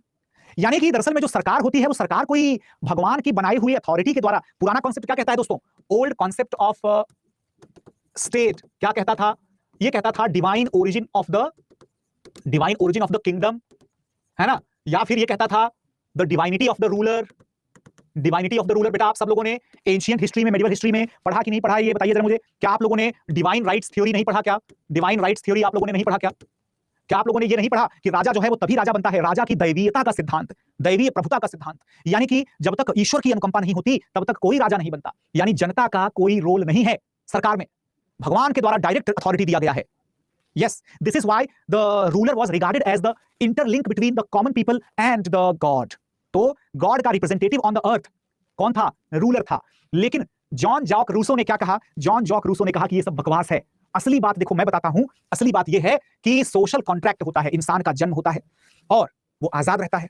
उस आजादी के जीवन में वो कुछ समझौते करता है, सरकार के साथ ट्रेड करता है, कॉन्ट्रैक्ट साइन करता है। साइन तो नहीं करता, कॉन्ट्रैक्ट में तो एक समझौते में आता है। अपनी आजादी के मोल के बदले में वो सुरक्षा प्राप्त करता है, वो शासन प्रशासन, वो नियम कानून प्राप्त करता है, ठीक है ना। ऋतिक इज सेइंग कि क्लास बफर कर रही है, तो क्या क्लास बफर कर रही है क्या? Hrithik, class is not buffering I think for anyone else apart from you. तो आप थोड़ा सा अपना नेट कनेक्शन वगैरह चेक कर लीजिए प्लीज, ठीक है। ठीक है, तो ये मेरे ख्याल से आप सब लोगों को क्लैरिटी के साथ मिल गई होगी। जया मिश्रा जी, अब ये तो पता नहीं है ना, ये तो पता नहीं क्या इशू है, ठीक है। आई थिंक अगर कोई इशू होगा तो आप लोग उसको रिफ्रेश रिजॉइन करते रहिएगा। थोड़ा सा इशू पता नहीं क्यों चल रहा है, या तो कुछ एप्लीकेशन पे कोई इंटरफेस पे दिक्कत है, क्या दिक्कत है। एनीवेज, तो दोस्तों आई होप कि आप लोग सुन रहे होंगे तो आप लोगों को मतलब मजा आ रहा होगा। कोई ऐसी बात नहीं है कि क्लास के डिस्टर्बेंस की वजह से आपको दिक्कत हो जाए। मेरा हमेशा यही एफर्ट रहेगा कि आपको क्लास के डिस्टर्बेंस से कोई परेशानी ना हो। तो सभी लोगों को अच्छा जो कॉन्सेप्चुअल चेंज है उसके उसके जो है उसके फ्लो का या उसके कॉन्सेप्ट का लिंक समझ में आया ना सब लोगों को? लिंक तो सभी को क्लियर हो गया मेरे ख्याल से, है ना? लिंक ये है कि कैसे हम लोग मेडिवल से मॉडर्न की तरफ पहुंच चुके हैं। यानी कि फ्रांस की जनता अब मॉडर्न आइडियाज को सुन रही है। इन्होंने कहा कि भैया देखो, जो संप्रभुता होती है, जो सोवरेनिटी होती है, sovereignty is not in the crown, sovereignty is not in the crown, sovereignty lies in the people, sovereignty lies in the people. जनता में सोवरेनिटी होती है, ठीक है। इन्होंने कहा कि प्राइवेट प्रॉपर्टी सब बेकार चीज है, करप्शन का जड़ होता है। इसी वजह से ध्यान रखिएगा, प्रॉपर्टी जो है वो पब्लिक के ओनरशिप में होनी चाहिए, जमींदारों के, सामंतों के ओनरशिप में नहीं होनी चाहिए, ठीक है। बात समझ में आ रही सभी लोगों को? तो आप खुद सोच के देखिए, ये आदमी ऐसी का जो है क्रांतिकारी टाइप की बातें कर रहे हैं, तो जनता जो इनको सुन रही होगी या जनता जो इनके बारे में जान रही होगी, एक बात याद रखिएगा, सारी की सारी कॉमन जनता इनकी बातें नहीं सुनती थी। Who used to listen to what he told और who used to read what he wrote? It was the educated middle class, educated middle class. क्योंकि सपने तो उसी के थे ना राजा बनने के, है कि नहीं? ये कहते हैं कि राजा जो है वो भगवान के बनाने से नहीं बना है, राजा हमारे बनाने से बना है। तो उसकी जिम्मेदारी है कि वो हमारा ख्याल रखेगा, हमें पूरे तरीके से अधिकार देगा, हमारी सुरक्षा, हमारी जरूरतें उसकी जिम्मेदारी है। जनता को क्या चाहिए यार? जनता तो बेचारी भूखी नंगी, एकदम भुखमरी की शिकार, बिना पहनने के लिए कपड़ा नहीं, खाने के लिए रोटी नहीं। ऐसी जनता को कोई आदमी ये कह देता है कि राजा का तो कर्तव्य है कि आपका ख्याल रखे, वो तो हीरो बन जाएगा, राइट? इसके अलावा वोल्टेयर हैं, ये कहते हैं कि देखो अंग्रेजों ने कितना शानदार जो है अपना कंडीशन सुधार लिया है, कॉन्स्टिट्यूशनल मोनार्की इन्होंने एस्टैब्लिश कर दिया है। ध्यान रखिएगा दोस्तों, वोल्टेयर ने कभी भी ये नहीं बोला कि राजा को हटा दो, कभी भी नहीं बोला। लेकिन इन्होंने ये जरूर कहा कि एक राजा जो है उसे जनता की भावनाओं का, जनता की फीलिंग्स का, जरूरतों का ख्याल तो रखना चाहिए। Basically you can say the liberal despotism. What is called as liberal despotism, ठीक है ना? अब सोचो जरा, यूरोप में लिबरल डेस्पोटिज्म की बात कौन कर रहा है? वोल्टेयर कर रहा है। कब कर रहा है? ये कर रहा है दोस्तों 18th सेंचुरी में। और भारत में लिबरल डेस्पोटिज्म की बात कौन कर रहा था? पैटर्नल डेस्पोटिज्म की बात कौन कर रहा था? क्या आप लोगों ने कभी भी ऐसा कनेक्ट करके सोचा है क्या? पैटर्नल डेस्पोटिज्म की बात इंडिया में कौन कर रहा था? आप लोगों को आश्चर्य लगेगा जान करके, अशोक कर रहा था, अशोका द ग्रेट, अशोक कर रहा था। सोचो जरा, राजा राम मोहन रॉय नहीं। डेस्पोटिज्म का मतलब क्या होता है? डेस्पोटिज्म का मतलब होता है ना, निरंकुश शासन, ठीक है ना? अशोक बात कर रहा था, सोचो जरा, ठीक है। तो ये चीज हम लोगों को समझनी है कि किस तरीके से ये जो कॉन्सेप्ट्स हैं ये दुनिया में पहले से ही मौजूद थे। इन लोगों ने कुछ नया सच नहीं बता दिया, लेकिन यूरोप की सोसाइटी में ये कॉन्सेप्ट्स पूरी तरीके से खत्म हो गए थे। और पूरी तरीके से खत्म होने के बाद जब दोबारा से यही सब कॉन्सेप्ट मॉडर्न तरीके से अप्लाई करने के लिए इंट्रोड्यूस किए गए, तो आज तक वही कंटिन्यूअसली चल रहे हैं, ठीक है ना? ध्यान रखिएगा सर, जब ब्रिटेन में 16th सेंचुरी में डेमोक्रेसी आ गई थी तो ये कहीं और स्प्रेड क्यों नहीं हो रही थी? ऋतिक, ब्रिटेन की 16th सेंचुरी की डेमोक्रेसी जो है वो फालतू डेमोक्रेसी थी, कोई काम की नहीं थी। वो वैसी डेमोक्रेसी तो जो है ऑलरेडी फ्रांस में भी चल रही थी, ठीक है ना? सो कॉल्ड उस तरीके वाली। Got it? इन्होंने कहा कि देखो यार, धर्म जो है वो कभी भी ऑर्गेनाइज नहीं होना चाहिए। पहली बार जो है धर्म को एक इंडिविजुअल मुद्दा, एक 1 to 1 मतलब पर्सन टू गॉड का कॉन्सेप्ट जो है, सेकुलर स्टेट का कॉन्सेप्ट जो है यूरोपियन सोसाइटी में, वोल्टेयर उसके पीछे रिस्पॉन्सिबल माने जाते हैं। पॉलिटिकल सेकुलरिज्म, राजनीतिक जो निरपेक्षता है, धर्मनिरपेक्षता है, ठीक है ना? इसके अलावा चार्ल्स डी मॉन्टेस्क्यू के बारे में भी हम लोग बात कर चुके हैं पहले भी। चार्ल्स मॉन्टेस्क्यू जो है ये दरअसल में डेमोक्रेसी के और रिपब्लिक के बहुत बड़े सपोर्टर तो नहीं थे, ठीक है ना?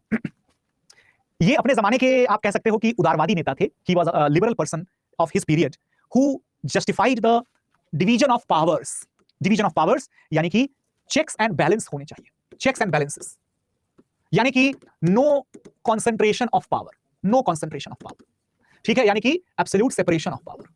तो ये इनके कॉन्सेप्ट्स थे दोस्तों, ध्यान रखिएगा, ठीक है ना? लेकिन इन्होंने एक चीज और भी कही, देखो ये तो पॉजिटिव हो गया, ये तो पॉजिटिव हो गया।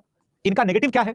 इनका नेगेटिव ये है कि पॉलिटिक्स जो है should be reserved, should not include common people, ठीक है ना? आम जनता नहीं होनी चाहिए। इसके अलावा दोस्तों डेमोक्रेसी या रिपब्लिक जो है, ऐसे कॉन्सेप्ट जो है, right, they should not exist. इसका सपोर्ट नहीं कर रहा था, इसका सपोर्ट ये लोग नहीं कर रहे थे, ठीक है ना? इन्होंने लेकिन ये जरूर कहा कि देखो यार, अलग अलग तरीके की जो सरकारें हैं उनमें सबसे बेस्ट सरकार होती है एनलाइटेंड मोनार्की। एक जागरूक राजसत्ता जो होती है, जागरूक राजतंत्र जो होता है, एनलाइटेंड मोनार्की, वो सबसे बेस्ट होती है। क्योंकि राजा अपनी जनता की जरूरतों के लिए जागरूक रहता है, शक्तियों का यानी कि पावर्स का सेपरेशन होता है। इसका मतलब ऑटोक्रेटिक यानी कि निरंकुश शासन नहीं होगा। तो जनता का ऑटोमेटिकली कल्याण होगा। लेकिन ये इनका ये भी कहना था कि जनता को खुद ब खुद शासन करने की इजाजत नहीं दी जा सकती। We cannot allow the people to govern themselves because they are incapable of doing so. ठीक है ना?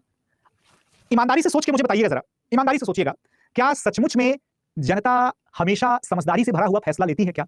ये तो वही सवाल हो गया, वही बात हो गई। अगर मैं आपसे कहूं कि माँ बाप को बच्चों के लाइफ के डिसीजंस लेने में दखल अंदाजी नहीं करनी चाहिए, ये हो गया लिबरल आइडिया, लिबरल आइडिया। लेकिन फिर अब मेरा सवाल ये भी रहेगा कि क्या एक बच्चा जो कि सही से पढ़ा लिखा नहीं है, जिसको सही से अवेयरनेस नहीं है कंडीशंस के बारे में, जिसको कंटेक्स्ट का, सब्जेक्ट का नॉलेज नहीं है, दुनियादारी की समझ नहीं है, क्या ऐसा बच्चा without the support of the parents अपने लिए सही डिसीजन ले सकता है क्या? Absolute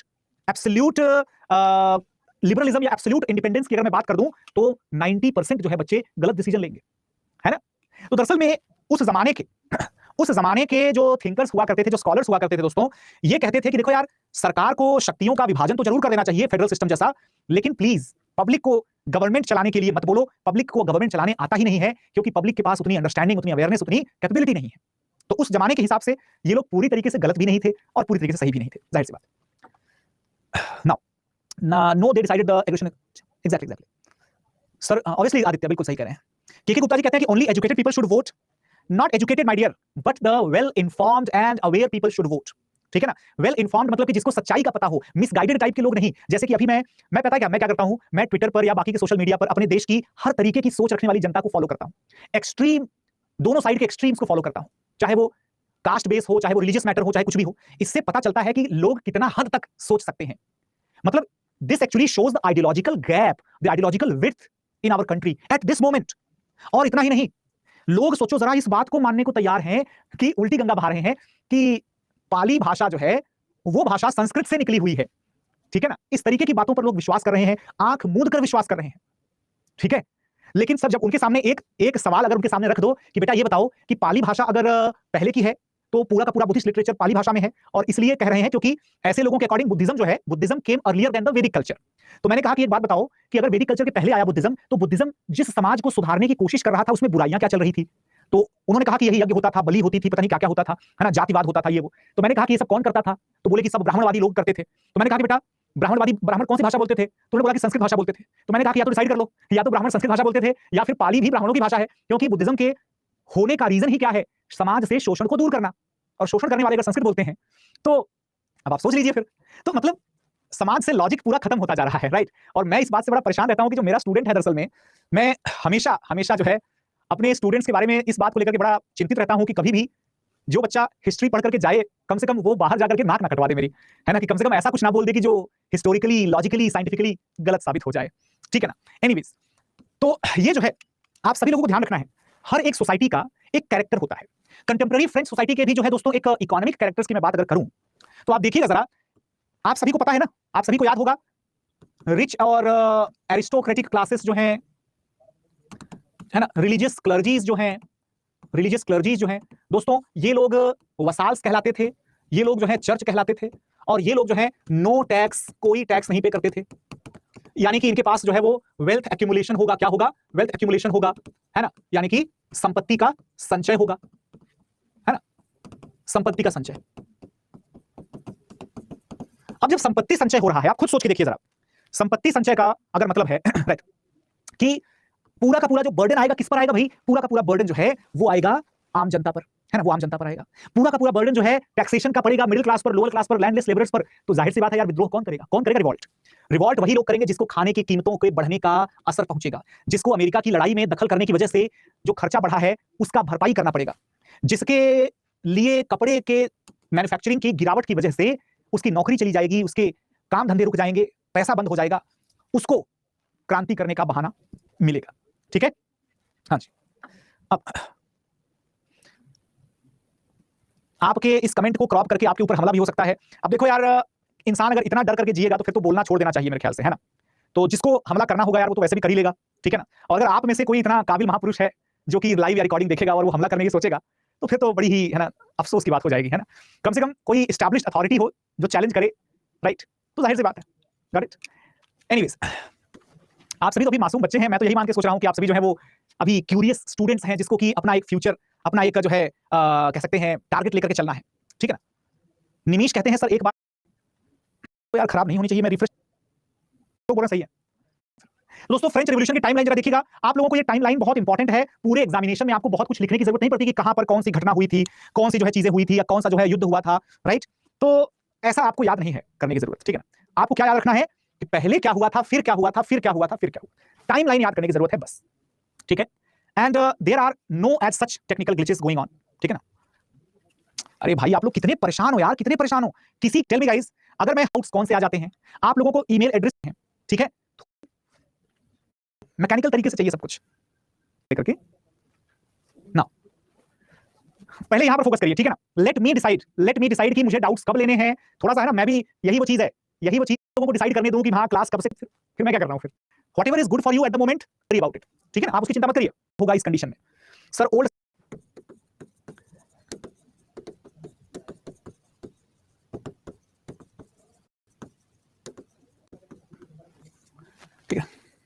this is the sequence. Let us be back to the French revolution only. दोस्तों फ्रेंच रिवॉल्यूशन की शुरुआत कहां से होती है जरा देखिएगा। वहां पर स्टेट्स जनरल की बैठक बुलाई जाती है, ठीक है। स्टेट्स जनरल की बैठक बुलाई जाने के बाद क्या होता है दोस्तों, शपथ ली जाती है। टेनिस कोर्ट ओथ कहा जाता है उसको। ये सीक्वेंस में याद कर लीजिएगा प्लीज, बहुत इंपॉर्टेंट है, बार बार कह रहा हूं। टेनिस कोर्ट ओथ किसे कहते हैं दोस्तों। टेनिस कोर्ट ओथ जो है मैं आप लोगों को भी दिखाऊंगा, है ना। पहले हम लोग एक बार इसको सीक्वेंस देख लेते हैं, उसके बाद डिटेल करेंगे, राइट। यहां पर अगर देखेंगे टेनिस कोर्ट ओथ जो है, got it. Tennis court oath की जब मैं बात करता हूं दोस्तों, यहां पर ध्यान रखिएगा कि ये बेसिकली फ्रांस की स्टेट्स जनरल की जो पब्लिक थी, उन लोगों ने डिसाइड किया था कि किस तरीके से हमें लीड करना है। उन्होंने ऑफर दिया था, हम शपथ लेते हैं कि हम जो है अब अपने अधिकारों के लिए लड़ेंगे। और वो शपथ लेने के बाद 14 जुलाई का वो दिन था दोस्तों, याद रखिएगा। 14th ऑफ जुलाई जो है, 14th July is celebrated as the independence day, यानी कि नेशनल डे जिसको कहा जाता है, फ्रांस का national day. National day of France is celebrated on 14th जुलाई, ठीक है। 14th जुलाई जो है, क्योंकि उसी दिन फ्रांस की जनता ने बसाइल का, या बास्टील जिसको कहा जाता है, इंग्लिश में बास्टील बोलते हैं, तो बास्टील जो है दरअसल में दोस्तों क्या था, ये this was the palace of the French rulers, ठीक है। एक तरीके का किला हुआ करता था, दिस वाज अ फोर्ट्रेस। उस किले के अंदर जो है वो महल हुआ करते थे। तो किले पर, दुर्ग पर जो है, बास्टील के दुर्ग पर आक्रमण कर दिया गया। सोचो जरा, आक्रमण किसने किया होगा। और लुई 16वें को, लुई 16th को घसीटता हुआ लेकर के बाहर कौन आएगा। ये करने वाले लोग जो है कोई और नहीं, फ्रांस के लोग थे, आम जनता, कॉमन लोग। और दोस्तों ये जो कॉमन लोग थे, इन्होंने अटैक क्यों किया था उसका किस्सा आप लोगों को पता होना चाहिए, बहुत जरूरी किस्सा है। क्या आपको मालूम है कि जब फ्रांस की जनता जो है आंदोलन कर रही थी, सड़कों पर जुलूस निकाल रही थी, तो वहां पर फ्रांस की जो महारानी थी, मैरी ओंतानियो, है ना, मैरी ओंताइने जो है, या है ना मैरी एंटोइनी जिसको बोला जाता है कहीं कहीं पर, शी आस्क्ड द किंग कि भैया ये क्यों, है ना, इस तरीके से चिल्ला रहे हैं। तो हालांकि पब्लिक को, उसने सुना कि public was demanding the bread, है ना, मतलब कि वो ब्रेड चाहिए उनको, रोटी चाहिए, है ना, भूख लगी है ना, ऐसा टाइप का कुछ आंदोलन कर रहे होंगे मे भी। तो उसने अपने सहायक से ये बोला कि ये लोग चिल्ला क्यों रहे हैं, ये लोग चिल्ला क्यों रहे हैं, if they don't have the bread why don't they eat cake. उनके पास रोटी नहीं तो केक खा ले, क्या टेंशन है भाई। This was the height of the ignorance, height of the disrespect, height of the, you can से, you know, complete dissociation from the people. ये तो वही बात हो गई जैसे वो नायक पिक्चर में अमरीश पुरी कहता है ना कि अब जो है हर कोई अपने हाथ में घड़ी, अब हर किसी के पास अपनी कार है, अपना कलर टीवी है, हर कोई, है ना, अपना टेलीफोन से बात करता है, हर कोई हाथ में घड़ी लगाता है ना, और अपने पैरों में जूते पहनता है, एसएल वर्ल्ड को जाता है। नायक मूवी में इंटरव्यू में अनिल कपूर के सामने अमरीश पुरी ने यही सब बोला था ना। तो basically this shows the complete dissociation of the common folks and the ruling class, and this is the most dangerous sign of the public revolt, public unrest, ठीक है ना। तो जनता के विद्रोह की जो है वो घड़ी आ गई थी। दरअसल में विद्रोही जितने भी थे, आंदोलनकारी जितने भी थे, उनको बास्तील के किले के अंदर बनी हुई जेल में बंद किया गया था, और जनता ने बास्तील के किले को अटैक करके और जेल को तोड़ करके और अपने सभी कैदियों को छुड़ा लिया। और उसके बाद क्या होता है, उसके बाद जो है दोस्तों सभी लोग मिल करके और क्लर्जीज को भी एनफोर्स करते हैं, क्लर्जीज को एनफोर्स करते हैं कि भाई आप लोग भी सरेंडर कर दो चुपचाप, नहीं तो आप लोग भी काटे जाओगे जल्दी ही, ठीक है। तो सिविल कॉन्स्टिट्यूशन ऑफ द क्लर्जीज, पहली बार जो है वो एक सिविल कॉन्स्टिट्यूशन बनाया जाता है, वो भी चर्च के अधिकारी ही बनाते हैं। उसके बाद फिर राजा से लगातार डिमांड की जा रही है कि भैया कुछ तो कंसेशन दो, कुछ तो रिफॉर्म्स करो, कुछ तो इंप्रूवमेंट करो ना। राजा नहीं सुन रहा है। तो फाइनली जनता ने क्या किया, जनता ने फाइनली क्या कर दिया, 5 अक्टूबर 1789 को वर्साय के महल पर धावा बोल दिया, ठीक है। वर्साय कहां था दोस्तों, वर्साय मतलब कि फ्रांस की राजधानी, capital of France. Versailles was the capital of France. अब सवाल ये खड़ा होता है कि सेना वाले लोग क्या कर रहे थे, आर्मी क्या कर रही थी। अरे भाई आर्मी तो विद्रोहियों के साथ हो गई थी। आर्मी में कौन लोग रहते हैं, आर्मी में ज्यादातर लोग गरीब रहते हैं, ज्यादातर लोग गरीब रहते हैं। तो सिर्फ कमांडर और कुछ उनके बहुत ही लॉयल सर्वेंट्स ये लुई के पास बचे हुए थे। ज्यादातर जो रेटिंग, राइट, जो अपने इन्फेंट्री सोल्जर्स थे वो सब जनता के साथ मिल चुके थे। और उसी का नतीजा क्या निकलता है? उसी का नतीजा ये निकलता है कि पूरी जनता की जो बैठक होती है, उन्होंने 12 जुलाई को, ये तारीख बहुत महत्वपूर्ण है, इसका मैं आप लोगों को एक नेगेटिव पॉइंट भी बताऊंगा। नेगेटिव पॉइंट क्या है मालूम है?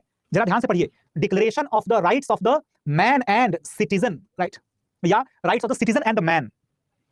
सोचो जरा, लुई को, है ना, लुई को परेशान करने में क्या सिर्फ और सिर्फ आदमी ही शामिल थे? क्या महिलाएं नहीं थी क्या उसमें? लेकिन आपको यकीन नहीं आएगा कि राइट्स ऑफ द मैन का बकायदा लिटरली वो राइट्स ऑफ मैन ही हो गया। मतलब कि they were not ready to give the rights of the citizenship, to give the rights of the constitutional recognition, to give the rights of the economic equality, social equality, cultural equality to the females. क्रांतिकारी हैं ये लोग, और महिलाओं के लिए कोई अधिकार देने के लिए सहमत नहीं है, कोई राइट्स नहीं, नो राइट्स। ठीक है, ये एक अलग किस्सा चलेगा। नेपोलियन के जमाने में भी महिलाएं जब अपने अधिकारों की बातें करेंगी तो नेपोलियन भी वही बात कहेगा जो कोई भी ऑर्थोडॉक्स दकियानूसी इंसान कहता है, that is the women they are fit, है ना, fit for running the households, raising the children and nothing more. ठीक है ना, कि घर बार चलाने के लिए, बच्चे जो है पालने के लिए ही महिलाओं का जन्म हुआ है और किसी चीज के लिए नहीं। ठीक है, तो ये फ्रांस में बड़ा ही एक आयरॉनिकल सिचुएशन थी। It was highly contradictory in the nature. पूरे के पूरे जो अधिकार, पूरी की पूरी जो लिबर्टी, इक्वालिटी, फ्रेटर्निटी जैसे बड़ी बड़ी बातें, ये सब कुछ सिर्फ आदमियों के लिए हो रहा था। ठीक है ना, फाइनली फिर रॉयल फैमिली भागने की कोशिश करती है, उसके बाद फिर उसको जो है वो, है ना, सिंहा जो आपके डेथ सेंटेंस यानी कि उसका जो है कत्ल कर दिया जाता है, और उसके बाद फिर जनता में जो भी विद्रोही होते हैं उनके कत्ल की शुरुआत होती है, ध्यान रखिएगा। ठीक है ना, तो ये जो है आई थिंक आप लोगों को एक ओवरव्यू, एक बेसिक आइडिया लग चुका है कि क्या एग्जैक्टली हो रहा था, क्या नहीं हो रहा था। ठीक है, तो हम लोग आज इसको यहीं तक क्लोज कर देते हैं। ठीक है, और आप लोग अपने अपने डाउट्स पूछ लीजिए, क्योंकि अब आज का अगर आपने ओवरव्यू ले लिया है तो मुझे ऐसे में रोकना बिल्कुल अच्छा नहीं लग रहा है, क्योंकि this is like ending the movie just before the climax. ठीक है ना, तो पिक्चर को क्लाइमैक्स के पहले ही खत्म कर दिया जाए तो थोड़ा सा ऑकवर्ड लगता है, बट कोई बात नहीं। आप में से कुछ लोगों को बहुत जल्दी लगी रहती है, पता नहीं किस चीज की, देखेंगे किस चीज की एग्जैक्टली। बता, फूल्स, बिल्कुल बिल्कुल। हाँ जी, तो नहीं